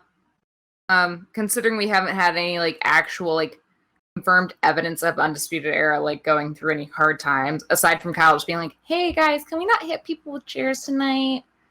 Aside from that, which Kyle's always been the softie of the group, in my opinion. Mm-hmm. I don't see that happening, especially because Undisputed Era is one of their biggest money grabs at this point. Yeah. But I can see, at least in the meantime, because Brock Lesnar, unless Monday comes and Brock comes back and they just, for whatever reason, did not promo it tonight, which doesn't really make sense. Unless Brock comes back, I feel like in the meantime, we're going to have Keith going for the title because like he's probably still going to be pissed off that Drew stepped in on all of his matches as of lately. I don't think Keith's going to get it. I do think that there is room for Edge to possibly go for it. There is also room for Ray to go for it. Since that storyline is pretty much come to a close. Well, actually, no, it kind of just opened up again with the whole paternity thing. DG Games, Brock was released around the start of COVID, but there's rumors of him coming back. I thought it was official that he was released like a couple weeks ago, though. Or rather, his contract expired a couple weeks ago. Okay. Like a month ago. But yeah, I could see like if Ray wasn't going through this whole storyline right now, it's just starting, I could see that. The one thing is that there was talks that WWE was trying to get Daniel Cormier to come and do a match with Brock. Yeah. So I am wondering if maybe any plans for him to go after the title would be postponed until that happens. Because for WWE to be like, oh yeah, we'll bring this special dude from who fucking knows where in to do a match, I feel like that would have to be at least held on to until a pay-per-view. I don't think that they would just do that because they're like, it's Monday Night Raw, who fucking cares, you know? So I feel like I don't know where they're going to go. I'm also really hoping that tomorrow Drew is not on Raw because I think my dude needs a fucking nap. He will be on Raw. I can almost guarantee that. I know he will. I'm just saying he needs a fucking nap. There is also the possibility of Alistair now going for it. I'll mention Alistair's name if I don't have to actually think about him. Alistair kind of got his revenge on Kevin Owens, so what's left? He's gonna go after Seth again? You know what's left? You know what's left? I'm actually figuring out what the hell is going on with his storyline. That's what's left. Because his eye was taken, it was bleeding black, and then when he takes his little sweatband off, it's fine. It's still fine. It's an eye. It's a normal eye. Like I would Vince. I wouldn't make a Naruto reference, but you wouldn't get it. Okay. Vince straight up was like, I don't like Alistair's gimmick. I think that it's kind of boring, and like I don't think it like gives me money, so we're changing it. They changed it, and I'm like, this is worse. This is so much worse. This doesn't make sense. You want to get us into the next fight? The last fight? Oh yeah, we still have one more fucking absolute emotional nightmare. We have the most disheartening fight to get through. For the first 5 minutes of this fight, I was like, all right. This is like a really easy like note-taking session for me. This is going to be quick. This is going to be easy. I'm not going to have to worry about highlighting anything. And then 3 pages later, I was like, all right. So Jay starts off talking shit. And neither of us have to drink because we at least got this one right. Yeah. Your statistics served you well, and my unwillingness to believe that anything else could possibly happen served me well. Which, quite frankly, had something else happened after what we saw tonight, I would not have minded taking that drink whatsoever.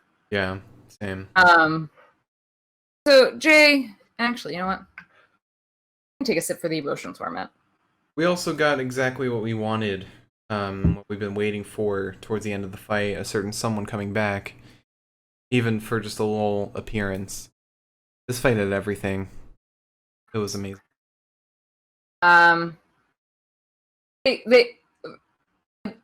Before I jump into this, I want to say, like, one of our biggest complaints going into the last couple of pay-per-views was that the main event was trash. It was not good. It didn't make sense. It didn't serve anybody in any real way. What, for Payback? With Payback, with SummerSlam, with Extreme Rules especially. I think we were both complaining a lot that like it didn't need to be the main event. I think these last 2 fights could have easily both been the main event in their own special way, and I would have been like, sure, fine. And little did we know that the best main event for pay-per-view forever would be including Jey Uso. So goddamn weird. I don't know what timeline we're in, but honestly, kind of loving it. Perfect. So Jay's talking shit prior to the lockup. Roman sort of looks like he has a hickey. I made that note. I just want to point out his like right here was all red, and I was like, something weird happened here. You're like, Paul got to get out of that locker room. So Jay jumps over Rowe, avoids like a shove in the corner, basically. Does a weird little dance, and Roman's just like, Rowe then tosses Jay from the ring. Jay punches Roman in turn, and then, or in the tum. Sorry, don't have my glasses on. In the tum, and then the face. Rowe then clotheslines Jay into the fucking core of the earth. It wasn't just a clothesline, it was just like a yeet with the forearm. Roman goes on to choke Jay on the ropes. Charles Robinson, sweet man. Love him so much. Like, hey, Rowe, could you not do an illegal move right now? Because I gotta count you down, and then you gotta let go, or else you're DQ'd. And Paul argues with Charles, And then Ro agrees with Paul, and I'm like, well, no. Charles is doing his job. Sorry. Roman punches Jay around a little bit, chokes him against the top rope again, slaps Jay.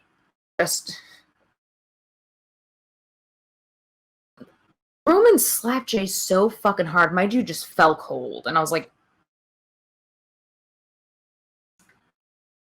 okay, I didn't think that was how this was going to end, but sure.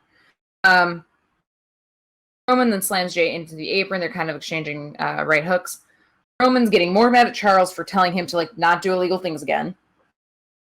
Gets a headlock on Jay, who's totally fading out. Jay starts fighting out just in time to get headbutted by Roman. Roman does the absolute worst setup I've literally ever seen. Because Jay goes against the ropes after getting free of Roman, and Roman immediately just like goes down with his head like bowed. And Jay kicks him, and I was like,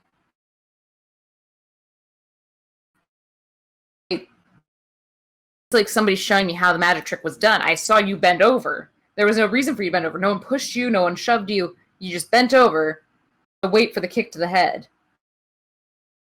Not his fault. Cameraman's fault. Then Uso loses his fucking shit. Samoan drop to Roman. The kick in the face alone was really hard. The Samoan drop was massive. There were a couple other hits in between there. There's a Superman punch to Jay's jaw. Jay punches Roman. They're out of the ring. They're exchanging blows. Roman's talking shit. Headbutts Jay. Roman gets slapped in the tit. And Jay thinks he's done something fancy. Jay thinks he's done something special. Roman's like, all right. He hits Jay so fucking hard. Jay's gone. He is out of there. He clotheslines Jay again, and then screams very loudly for all to hear. Jay then sends Roman shoulder first into the post, clotheslines Roman out of the ring, dives out of the ring onto Roman into the barricade, gets back into the ring, step up in security Roman, back out of the ring. Roman dives onto him again, crossbody this time, then gets him back in the ring, crossbody lateral press off the top rope. Jay kicks Roman in the fucking face. And like, this was around the point where I think we both were like, you know, if Jay wins, it's fine. I'm not gonna argue with this one. Just angle that a little bit more. Then there's a drop leg to Jay, so it's like not looking great, but Roman goes for a spear. Jay avoids it, rolls him up, super kicks him, and then a frog splash. Charles got so close to counting to 3. If Jay had won, I would have been screaming my fucking head off. And like in a good way. Because we both were like, it doesn't really make sense for him to win the title, because like this is his first singles push in like ever. But this was like the most amazing, like, Cinderella fucking story. Like we were watching a 1 seed beat a 16 seed in like the NCAA March Madness tournament right here. Then Roman spears Jay, and we're like, oh, okay. Makes sense. All right. I should have seen that coming. Roman looks like he's about to cover. Like, turns to Charles, says, are you ready? Because I'm not. Then there's a second spear. Jay won't acknowledge Roman as the tribal chief, which is really a big thing to Roman. He's really pissed off that Jay will not acknowledge him. Paul Heyman does his best. He's standing on the sidelines. He's like, you're my tribal chief, Roman. And Roman's like, I don't care about you. You don't count. Wait, man. I care about my cousin not acknowledging me. Paul's like, all right, you got points, I guess. Roman then sends some elbows to Jay's head, yells at Charles a little bit more, and Charles is just like, just doing my job, dude. Tired. And then love of my life, Jimmy Uso was limping down the fucking ramp. I had a fucking moment. Oh, Jimmy. It was. I knew we were gonna see him soon. I didn't quite think it'd be in this manner, but like just seeing him alone was like, boy. DG Games said Roman should have like used his belt to beat Jay, like full heal it up, but I don't think Roman's full heel right now. I don't think he is. I think he's very much just he didn't want to beat up Jay. He wanted him to very much just stay down and to just end it quickly. He didn't want to beat the shit out of him. He wanted him to learn and just stay down. Be submissive. I think that is something Roman could have done, but I think that there's a weird sort of, not weird, but like I guess there's like a way for him, maybe like a respect for the belt, in that like he's like, this is what feeds my family. You need to respect the belt as much as I'm respecting the belt. Yeah. But also that would have been kind of cool. If he had done that tonight, I would have been like, yeah, that seems about right. He got mad. He got mad when Jay used it to beat up somebody, to beat up Corbin. True. He did not like when Jay, and also like when Jay was like fucking around with it in the last couple of SmackDown matches. Yeah. So I guess it makes sense that he wouldn't do that, but still. Jimmy's like, I have the proverbial towel that I can throw in, and Jay's like, oh, don't do it. Like very Dijak and Keith Lee. Roman just keeps beating Jay up, and Jim Bone throws the towel in and just gets right in between Roman and Jay, and I said, I'm gonna sob. This is it for me. Thanks for coming to my TED Talk, but this is a bit too much, and I'm very upset right now. Because, holy shit, again, Paul Heyman has to have something to do with this. SmackDown writing has been such trash for the last however many months, and all of a sudden you're giving me like this heartfelt, emotional, moving storyline, and Paul Heyman just happens to be a part of it. Paul Heyman has something to do with it, and it doesn't get good until Paul Heyman comes. Right, and I think I lost a star. Oh gosh. Oh. Yeah, I mean, this match was like too much to fucking handle, and like in the best possible way, because again, I've been so sick and tired of SmackDown's writing that to see it play out like this, it's just no, I don't. It's just been a breath of fresh fucking air. I mean, we had two storylines where, like, I'm watching Drew McIntyre getting killed. I'm like, no! And then I'm watching Jay getting killed, and I'm like, also no! I haven't felt that way about something with, like, even with Drew, I have not felt that way about, like, wrestling in a hot minute. I'm so glad that it's going this way. I'm so glad. Yeah. So, shall we tally up the predictions? Yes, would you like to? Yes. And just to reiterate, Liz from last time, from Payback, is reigning prediction champion.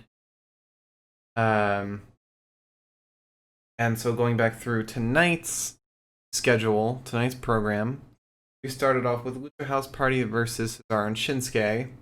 we both picked Cesaro and Shinsuke, so we both have one. And then Jeff Hardy versus Sami Zayn versus AJ Styles in the triple threat ladder match. I picked Jeff Hardy, Zayn, so that's 1-2. Then we had Zelina Vega versus Asuka. I picked Zelina, Liz picked Asuka, so that's 1-3. Apollo versus Bobby Lashley. I picked Apollo, Liz picked Bobby. It's 1-4. Angel and Andrade versus Street Profits. I picked Street Profits. Liz picked Angel and Andrade, so that's 2-4. And then we had Bayley versus Asuka. I picked Bayley. Liz picked, I guess, not Bayley. So that's 2-5. And then we had Randy Orton versus Drew McIntyre. Almost said Drew Gulak. We both picked Drew McIntyre, so that is 3-6. And then, last but not least, Jey Uso versus Roman Reigns. We both picked Roman Reigns. That made it 4-7. Liz is once again our prediction champion on the Pinfall podcast for the third pay-per-view in a row.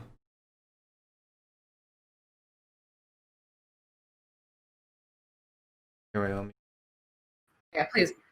Give me some. Yeah, let me see if this will work. I hope it will.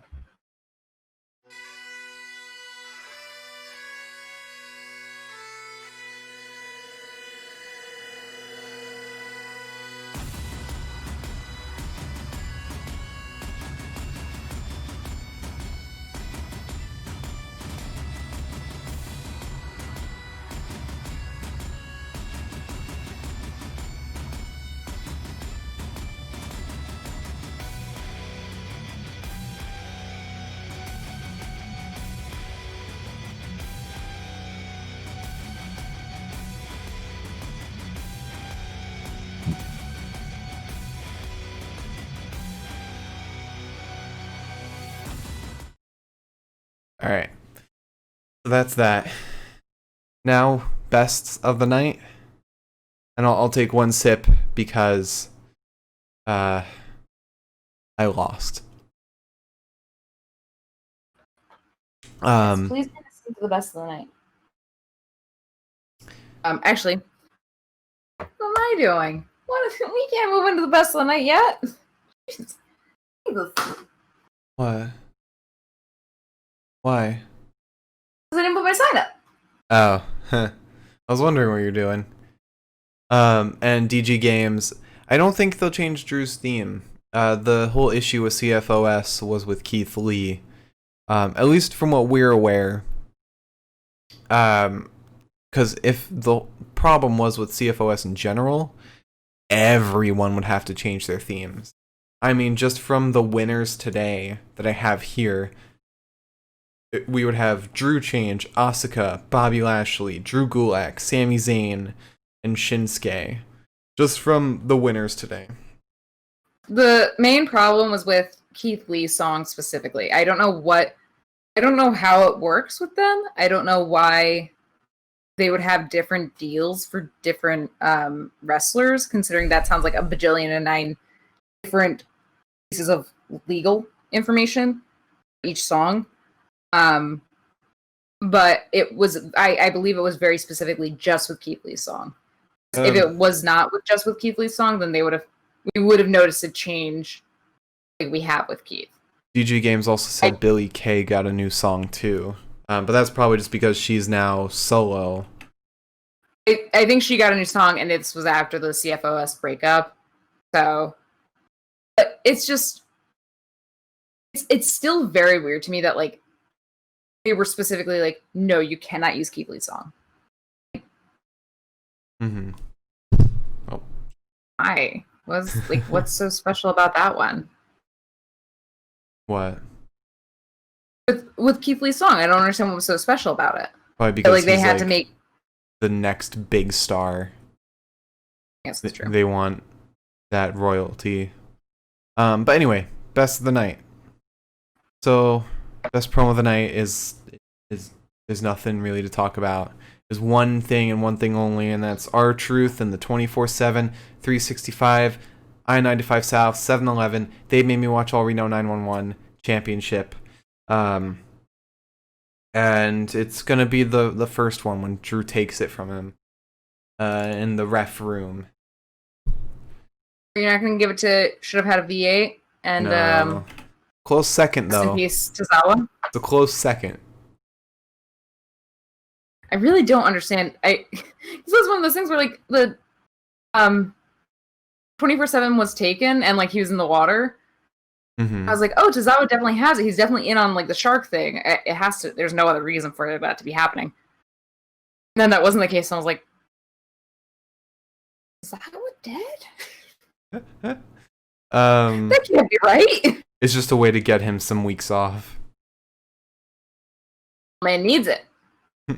So now fighter of the night. This one's tough, but not tough for the people you'd think. So we started off with Lucha House Party versus Cesaro and Shinsuke. My pick here was Cesaro. The man put in work today. Kalisto was a very close second in this match, but I think Cesaro seemed to have put in a lot more work and was just going all out in the ring more than anybody else. He was landing all his hits, looking fantastic, and then selling his opponent's hits really well too. That's one thing he really does well, is sell moves. That's what he does best. But not to say everything else he does is poor. Far from it. No, the man is one of the most talented wrestlers of all time, and he very much showed it today. And then we had the triple threat ladder match between Jeff Hardy, Sami Zayn, and AJ Styles. And who am I going to pick here besides Sami Zayn? The man was the most creative wrestler that I'd seen, discreetly bringing in handcuffs, hiding the key in his mouth,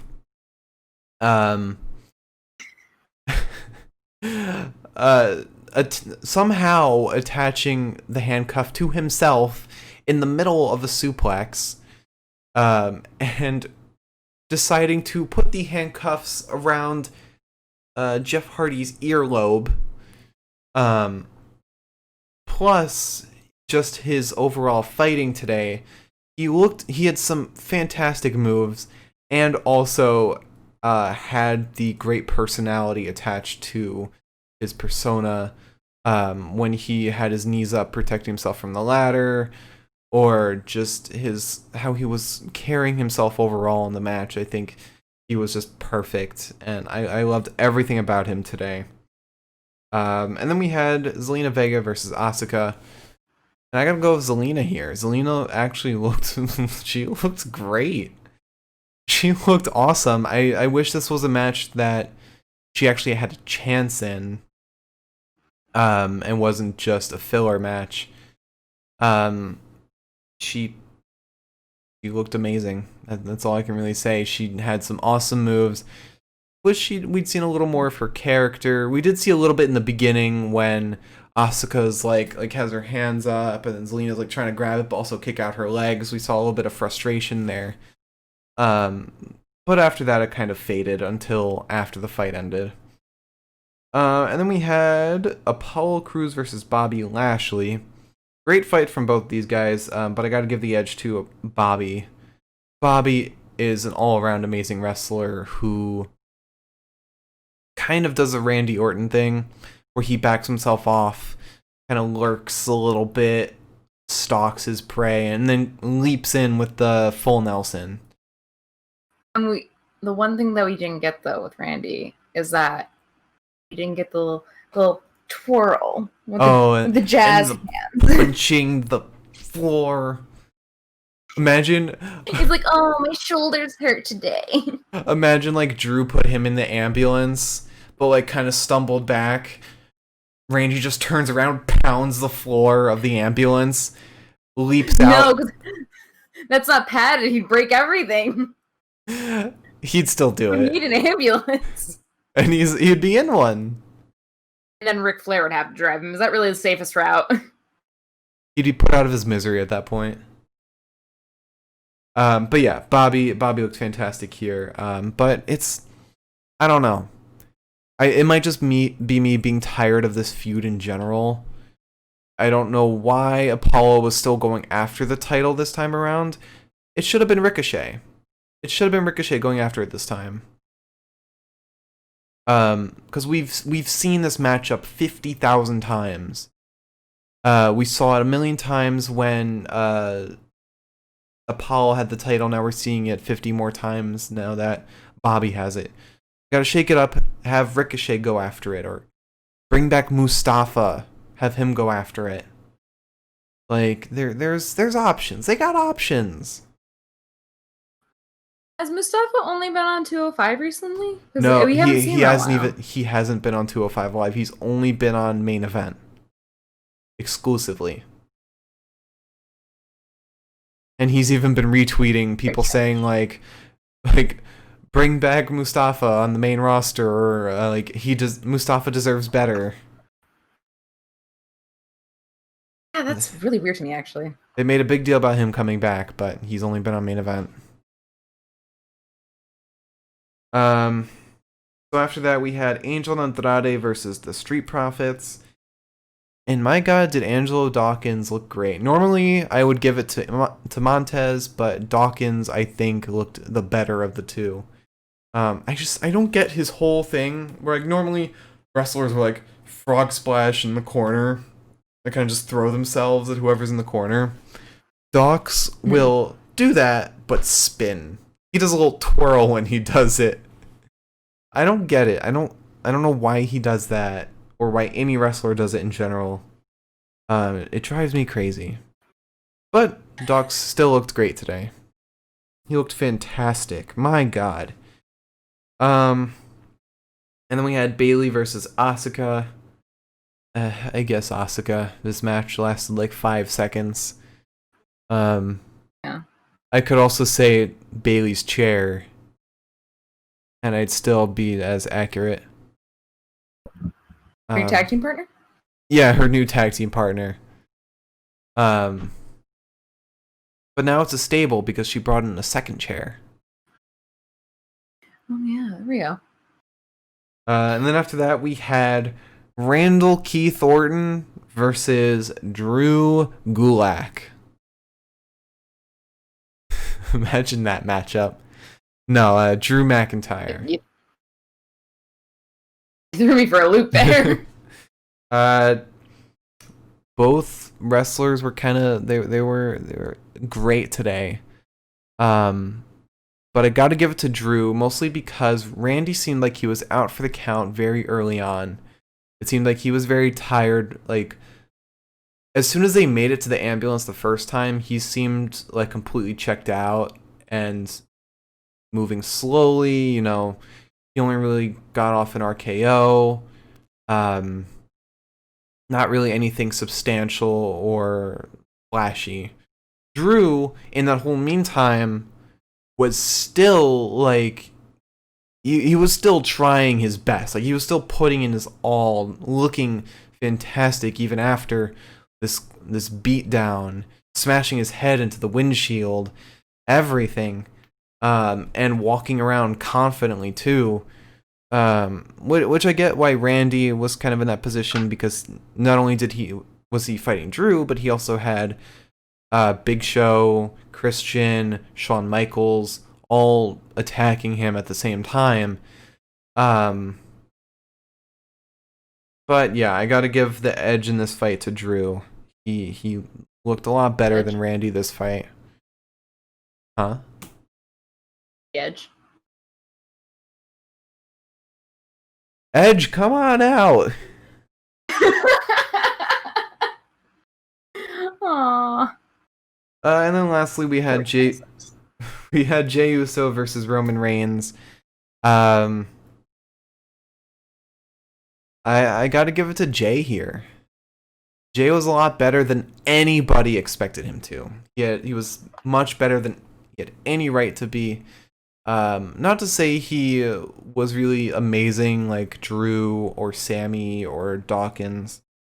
But he exceeded expectations. Everyone expected a squash. Jay gave the exact opposite of that. There was a huge span of time where everybody thought he'd win. I think he showed more than Roman in that fight. Roman was Roman, and there's nothing wrong with that, but Jay, he was the emotional heart of this whole fight. Especially when Jimmy came in. He gave the performance of a lifetime. My God, what Jay lacked in fighting today, he made up for in his emotional performance. But I don't think that will take him up to the rest of the people who fought today. I'm a little torn between two people. I am torn between Drew McIntyre and Sami Zayn.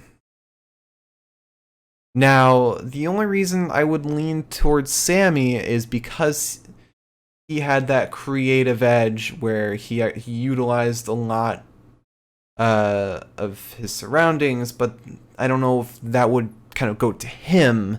That might be more towards the writing and the writers who did that, which will factor into the fight of the night. So as far as fighter of the night, I gotta give it to Zelina Vega. No, Drew McIntyre. Yeah, that's it. Just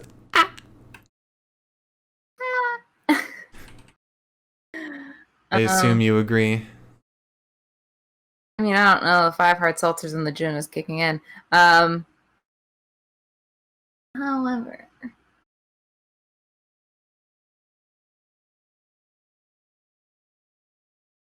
how could I not? I'm sorry. I'm putting this off for so long. No,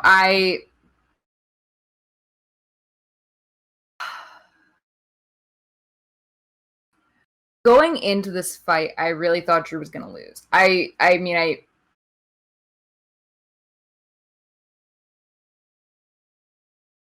picked him, but I still didn't think that he was going to win.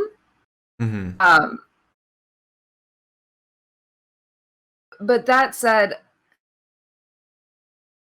I kind of reached the acceptance stage of like, okay, Drew's got to lose the title sooner or later. He cannot like wear it for the rest of his life. It's not tattooed to his skin.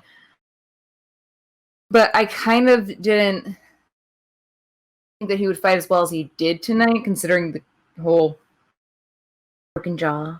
Mm-hmm. This was still classic Drew. And I think it goes again to point out to the fact that like his whole thing was that like you fight how well you can fight. Whether you're supposed to win or you're supposed to lose, you give it your all. And when you reach the outcome and you accept it. Yeah. So for him to fight, like Drew McIntyre always fights in spite of like the injury or whatever. It's like,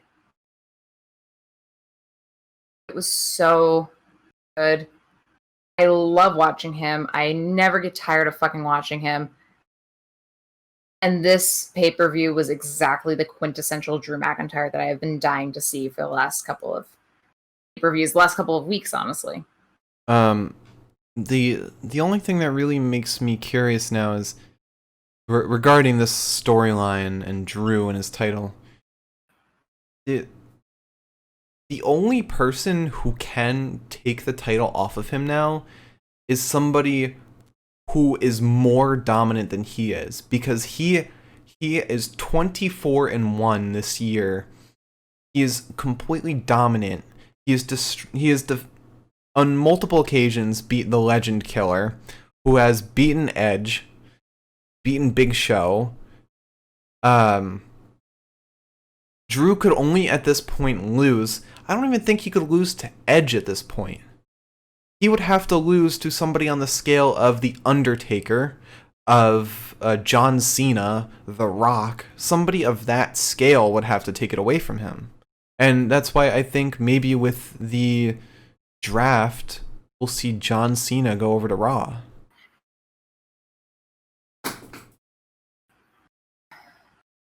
I mean, that depends on a lot of stuff. I think that the thing is that it's also, like, this kind of brings me back to something that I was thinking about recently, is that, like, I don't think that they should have done the Seth Drew storyline so early into Drew's title reign. Only because Seth's whole thing, I understand that he's not the Kingslayer, he's not the Beast Slayer anymore, because he's the Monday Night Messiah. But I think had they kind of still invoked that same sense, his whole thing is that he's so fucking scrappy that he can beat anyone. He beat Braun Strowman. Yeah. And it did not look like he was going to beat Braun Strowman because Braun Strowman landed with all of his weight on Seth during Clash. I think it was Clash of Champions last year. I think that they fucked that up. I think that would have been a perfect storyline to go into right now. Obviously, we're not going to get that. I don't know who he could lose to. I think the only person he can lose to at this point is a very much like Roman Reigns Universal title thing, where it's like, you gotta bring back a legend. You gotta. Fiend. Okay, that's not a legend. I know, but Fiend I could see going after him. Kane, since he's still part of the roster. Kane's still a mayor. He's not coming back to wrestle. He can be mayor, but he can also wrestle. I don't think that's a good thing for your, like, I feel like that's like one of those things that the PR people who are like, I don't know if the constituents need to see that. I mean, Arnold Schwarzenegger's still been acting as the Terminator. Arnold Schwarzenegger, it's different. I don't know. I think we're definitely, like, without a doubt, the next person to challenge him will be Bobby Lashley again, because they already mentioned he wants to go back for that title. John Cena would be another viable candidate, although I don't know if John Cena will be able to, because he is currently filming the Peacemaker show with James Gunn right now. Yeah. What if Robert Roode comes back, and at least for the meantime, like, that's the new person that Drew has to worry about with the title? Everyone's talking about him being on NXT now. Yeah, that's what people are saying with the fucking promo. A lot of people are saying it's Robert Roode, and I'm like, if you bring him back and you don't bring back Glorious Domination, I'm gonna have a... I mean, the thing was, the thing that person was wearing in that vignette was something flashy, like Robert Roode would wear. And he threw like a pike, which is like an Olympic kind of thing, Glorious, which is like extravagant, kind of like the Olympics. We're getting into NXT right now, and we should be focusing on Clash of Champions because we still have Fight of the Night to go over. But we'll talk about this hopefully more in depth tomorrow for Monday Night Raw, when we maybe get more information. I can do my news. I'm gonna feel at home again. Alright, so Fight of the Night.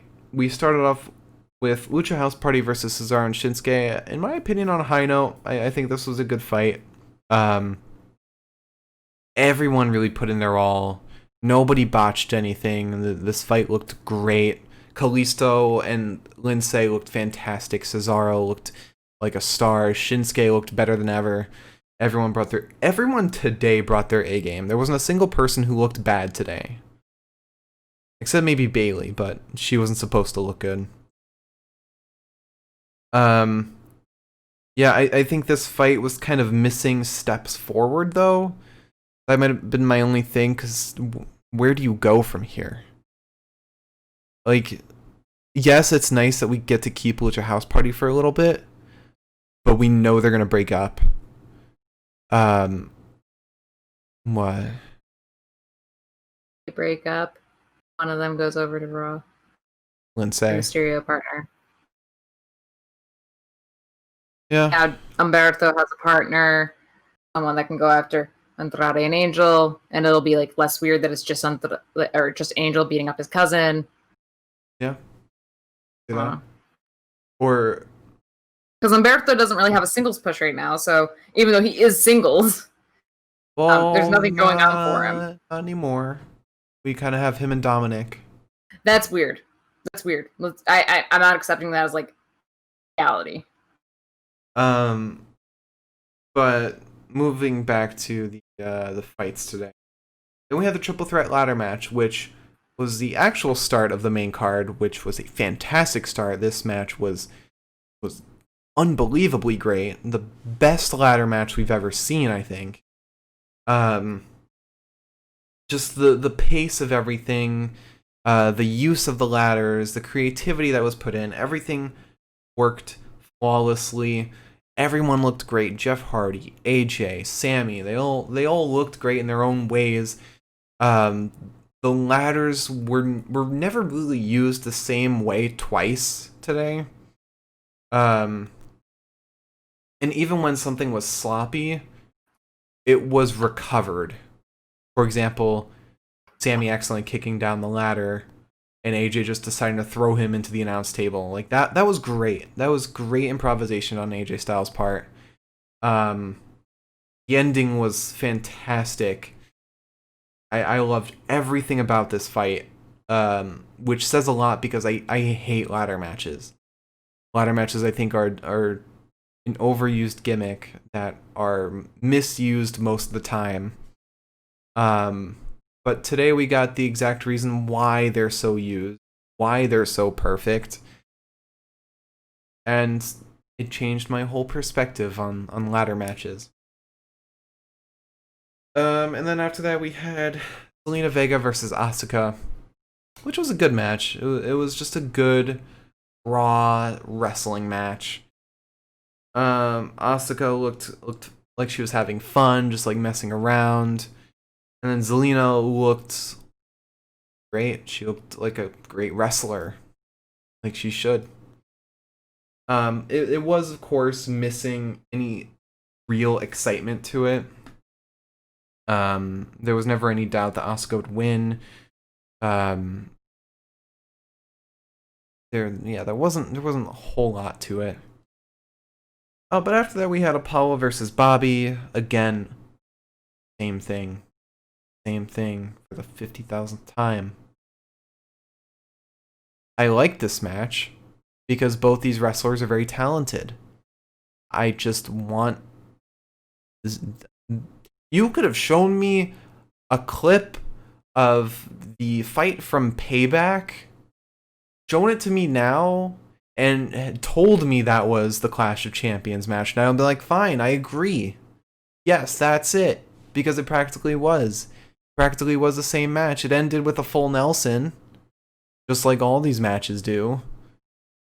There's nothing different. Nothing. I'm mad. And then after that we had Angel and Andrade versus Street Profits. Really good match. So I've got Twitch open on one side and I see that you're fine. On Discord though, you are flashing in and out constantly. Okay. I'm watching on Twitch too, and you're fine. Yeah, it's because it's right now on my perspective. See you. Okay. Right. Is that okay with you? I don't care because obviously, again, I can see you. Mm-hmm. I'm just saying that like I'm nervous. I have been seeing. I feel like the time bomb's ticking now. I have been seeing like something flashing onto your face, and I'm like, "What are you watching?" I've been watching a movie this whole time. Okay, I mean, predictable. I would too. I only just started though. It's very weird. Yeah, I mean, the ping has been kind of rocky for the Discord call. As long as we're fine. We've been fluctuating between 2 and 3 bars, but looks fine on stream, so that's what matters. But yeah, so Angel and Andrade versus Street Profits. Street Profits and Angel and Andrade all looked fantastic. The chemistry was there with everyone, all their tag teams. the botched ending kind of ruined everything. And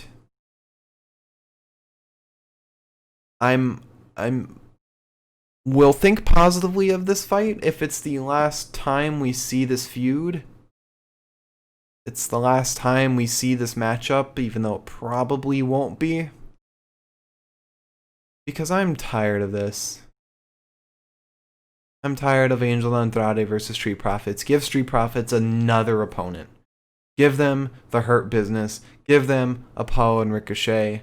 Give them what else is there? Buddy and Seth. Give them Dominic and Umberto, or Ray and Angie. Somebody. Ray and Angie. Yeah. Yeah.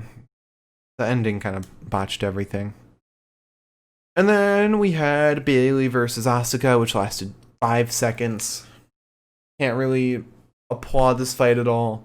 The ending was kind of good, with Sasha coming in and beating Bayley to shit, throwing the chair at her. It was fun. It was satisfying.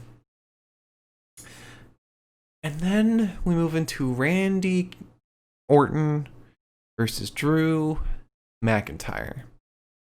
A very exciting match that, again, I'm going to say the same thing I did about the Street Profits fight, and that's, I will only applaud this match if it is the last time we see these two head to head. If this is the if this is the climax of the storyline between Randy and Drew, great. This is the perfect place to end it. You had all of the people who have been RKO'd get their revenge. You had Randy put in his place in the ambulance, probably out of sight for a while. Just leave it there. Leave it there. Bring Keith into the mix now. Have him fight Drew for a little while. Have Bobby go back to Drew. Just let this story lie. That is the only way this fight will look great. If you want this fight to mean anything, leave it how it is. Leave Randy in the hospital. For a while. Leave him there? Yeah, leave him there. Close the door, don't open it again. It's closed. We don't need that. No more negative, toxic people in our lives, guys. No more snakes. No more snakes. There's so many snakes in the grass. Oh. Oh my god, what an ugly laugh from Elizabeth. Good lord. And then last but not but anyway, this fight had like amazing fighting. Randy, I wish we'd seen a little more fight from him. It seemed like almost right off the bat he was kinda, beaten down and slow, not really able to get back up to pace like Drew was. I think this fight was kind of one end of the spectrum, like the opposite end of the spectrum that we got from the Payback fight. Because the Payback fight was very purely fighting. It was very purely wrestling, and all of the excitement there was in the fact that Drew won with the roll-up. That was it. And this one, it was all story. It was all those wrestlers coming back, getting their revenge, and what are you hearing? Oh, I think I was hearing the cat coming out from under the bed. But yeah. It sounded like something fell, and I was like, "What?" But now I see she is here and leaving. Oh.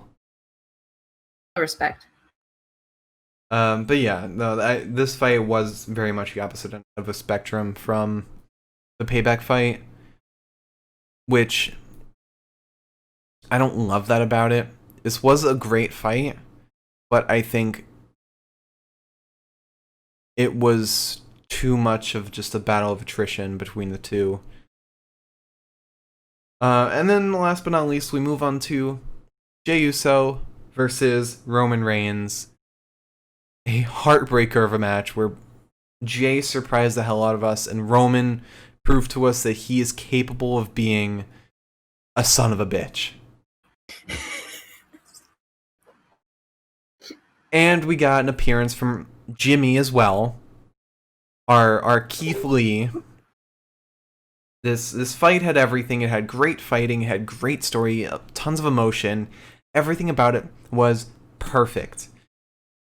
That's all I can say. It was perfect. You had arguing between Roman and the ref. It didn't just simply end with a pinfall. Roman didn't want it to end with a pinfall.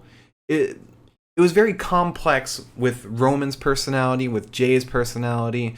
Roman didn't want Jey to be counted out, but he didn't want to simply just win with a pinfall. He wanted there to be a little more. He wanted Jey to admit that he was the tribal chief. So there was so much character, so much story there. And I'm glad they brought Jimmy in because it what we needed. Yeah, it moves the story forward a little bit. So next time we're not just gonna get another Roman versus Jey. We might get Roman versus Jey, but it won't be the same Roman versus Jey next time. Plus, I think with Jimmy coming out, we got we had the whole montage with all the members of the family and stuff like that. But I think to have someone come out and witness it at the same time made it much more like you're not just commenting on an argument now. You're witnessing the argument. You're seeing both sides. Yeah. So I thought that was awesome. Yeah. So my pick for fight of the night, it's unanimous, but I want to give a close second to the triple threat ladder match. A third place to Randy Orton versus Drew McIntyre. Oh no! My pick for fight of the night is Jey Uso versus Roman Reigns.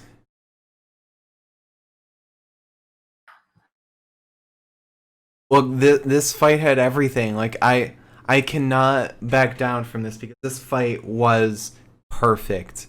Perfect from a story standpoint and perfect from a fighting standpoint.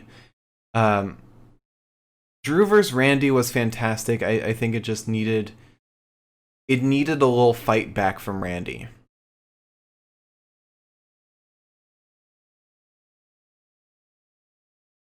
Randy wasn't entirely there for that fight, and I get it. He was beaten down like the whole time, but he needed to be more present within the fight. It seemed like when he came back and like shoved Drew in the ambulance, it seemed like he shouldn't have. It seemed like he unrationally or unreasonably got back on his feet. If he was going to do that, he should have seemed more lively over the entire fight in general.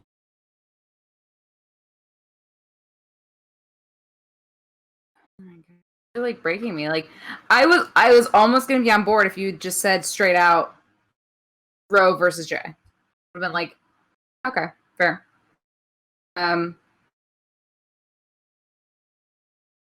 However, the fact that you gave Drew and Randy third place is I need to, because that ladder match changed my opinion of ladder matches.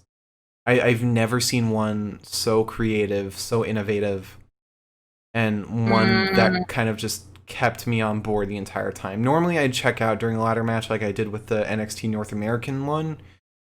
But that's why I take notes. This one I didn't check out at all. It was fantastic all the way through.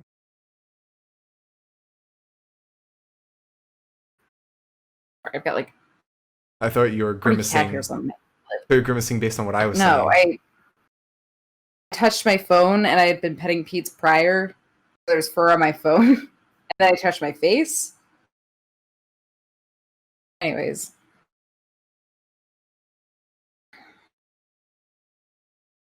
Like I said, everything with the Drew Randy fight, everything point A to point B was fantastic. The process of events, the procedure of how it all went down was fantastic. The story was wonderful.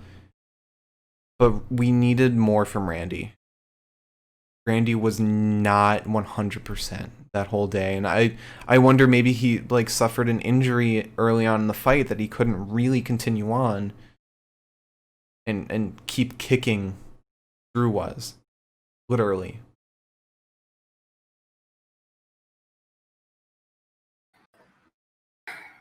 I propose an asterisk. Oh my god, you with your asterisks. I feel like I'm playing Monopoly whenever I do this. I feel like I'm just like, so if you sell me Boardwalk, I won't charge you on any of the utilities. But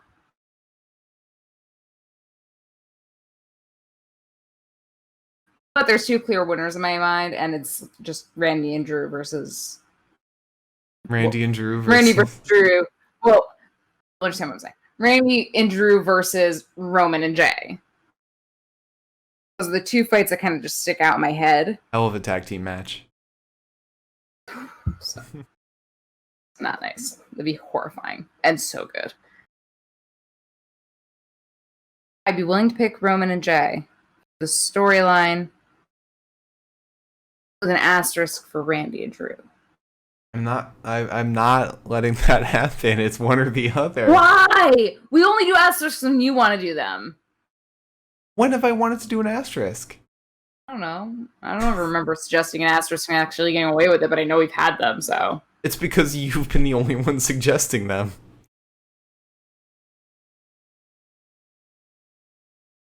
I think the only asterisk I may have wanted was when it was the NXT Triple Threat qualifiers and you wanted the one with Velveteen. I was like, no, I don't want Velveteen. And I said I would only allow it if we name him quadruple question mark. The match between Cameron Grimes, Kushida, and Velveteen, you picked that for Fight of the Night. I'm so glad I drink during this podcast because I don't fucking remember that for the life of me. Oh my god.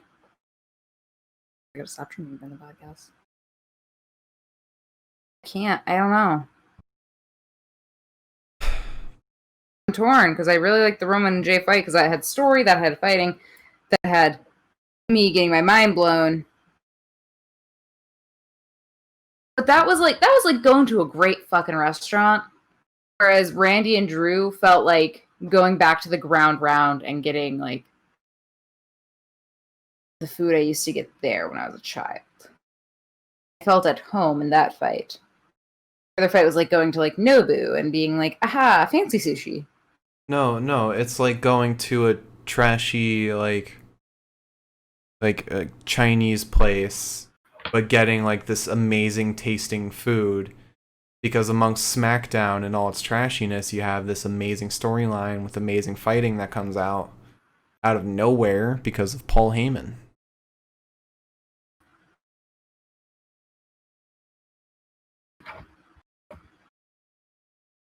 Like, with Smackdown, you would never have expected this kind of... You even said you wouldn't have expected this kind of story to happen at all. Right, but I also didn't expect the Randy and Drew fight that we got. No, I kind of did. I expected a really good fight. I mean, I expected a good fight. I just didn't expect it to end the way it did. Right. But I wouldn't call the Roman Jay fight Nobu. But it was different. It was better than we should have expected to get. It's like an old restaurant got renovated and all of a sudden it's the same chef, but it's better. And you're like, oh, it's because there's a new manager. And you're saying that's the Jay Roman fight. Right. Yeah, so... Whereas, like, the Drew McIntyre Randy fight was like going back to the 99, getting chicken and broccoli, Alfredo, and a mile high ice cream pie. And then going home and sleeping for 10 hours. Yeah, one of them was indulgent, and the other one exceeded all expectations. No, not indulgent, I was going to say, because that's what I used to order at the 99, and it would make me feel like I was at home again.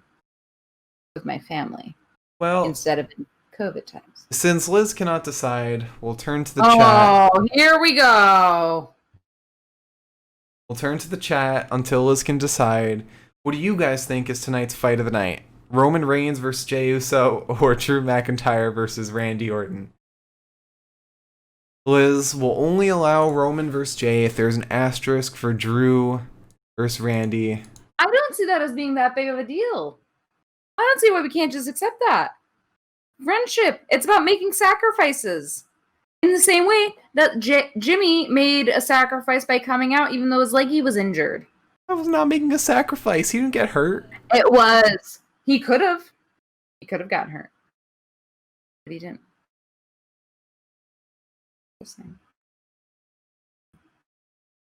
Well, if nobody says anything in chat, I'll just have to give that asterisk. What a shame. If anybody is watching, don't say a goddamn word. But also, how are you going to know if I put an asterisk or not? Because I also have access to the Twitter and I'm watching the stream.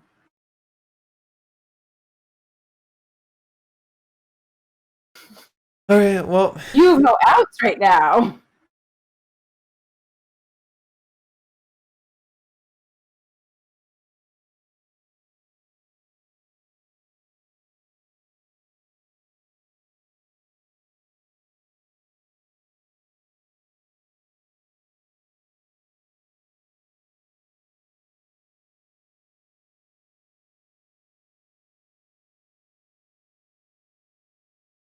Oh, wait, that's not what I said I was going to do. I'll take it. No. No. There we go.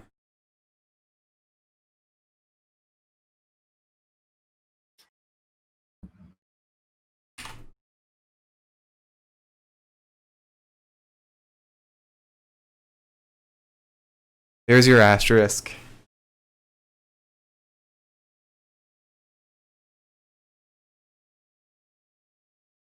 Alright, so to run it back, our promo of the night, Drew Gulak takes the 24/7 I-95 South, 7-Eleven, 365, They Made Me Watch All Reno 911 title. Fighter of the night, Drew McIntyre. Fight of the night, Roman Reigns versus Jey Uso. And since Liz has disappeared off camera right now, I will close out the show. No, that's still my job, even though you can't goddamn see me, even though I'm disrespected on a nightly basis. You'd think that the person who won would get a little more respect around here. However, thank you for watching so much. Thank you for putting up with us. We will be back tomorrow night, somehow. We will be back tomorrow night to talk about Raw and yeah. So yeah, please join us tomorrow night around 11:15, hopefully, if we're lucky, if we're fast enough. And please don't forget December 19th, the Mike Romies are happening. I know you won't forget. That's all I have to say.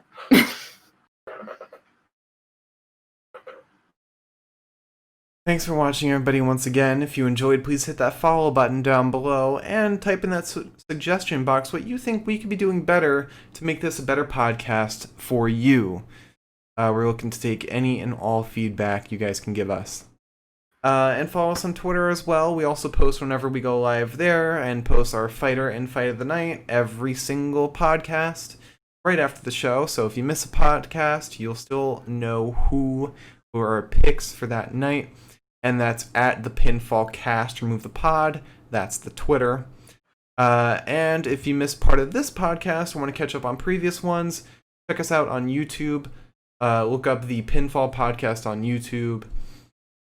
We have all of our archived podcasts up there for enjoyment.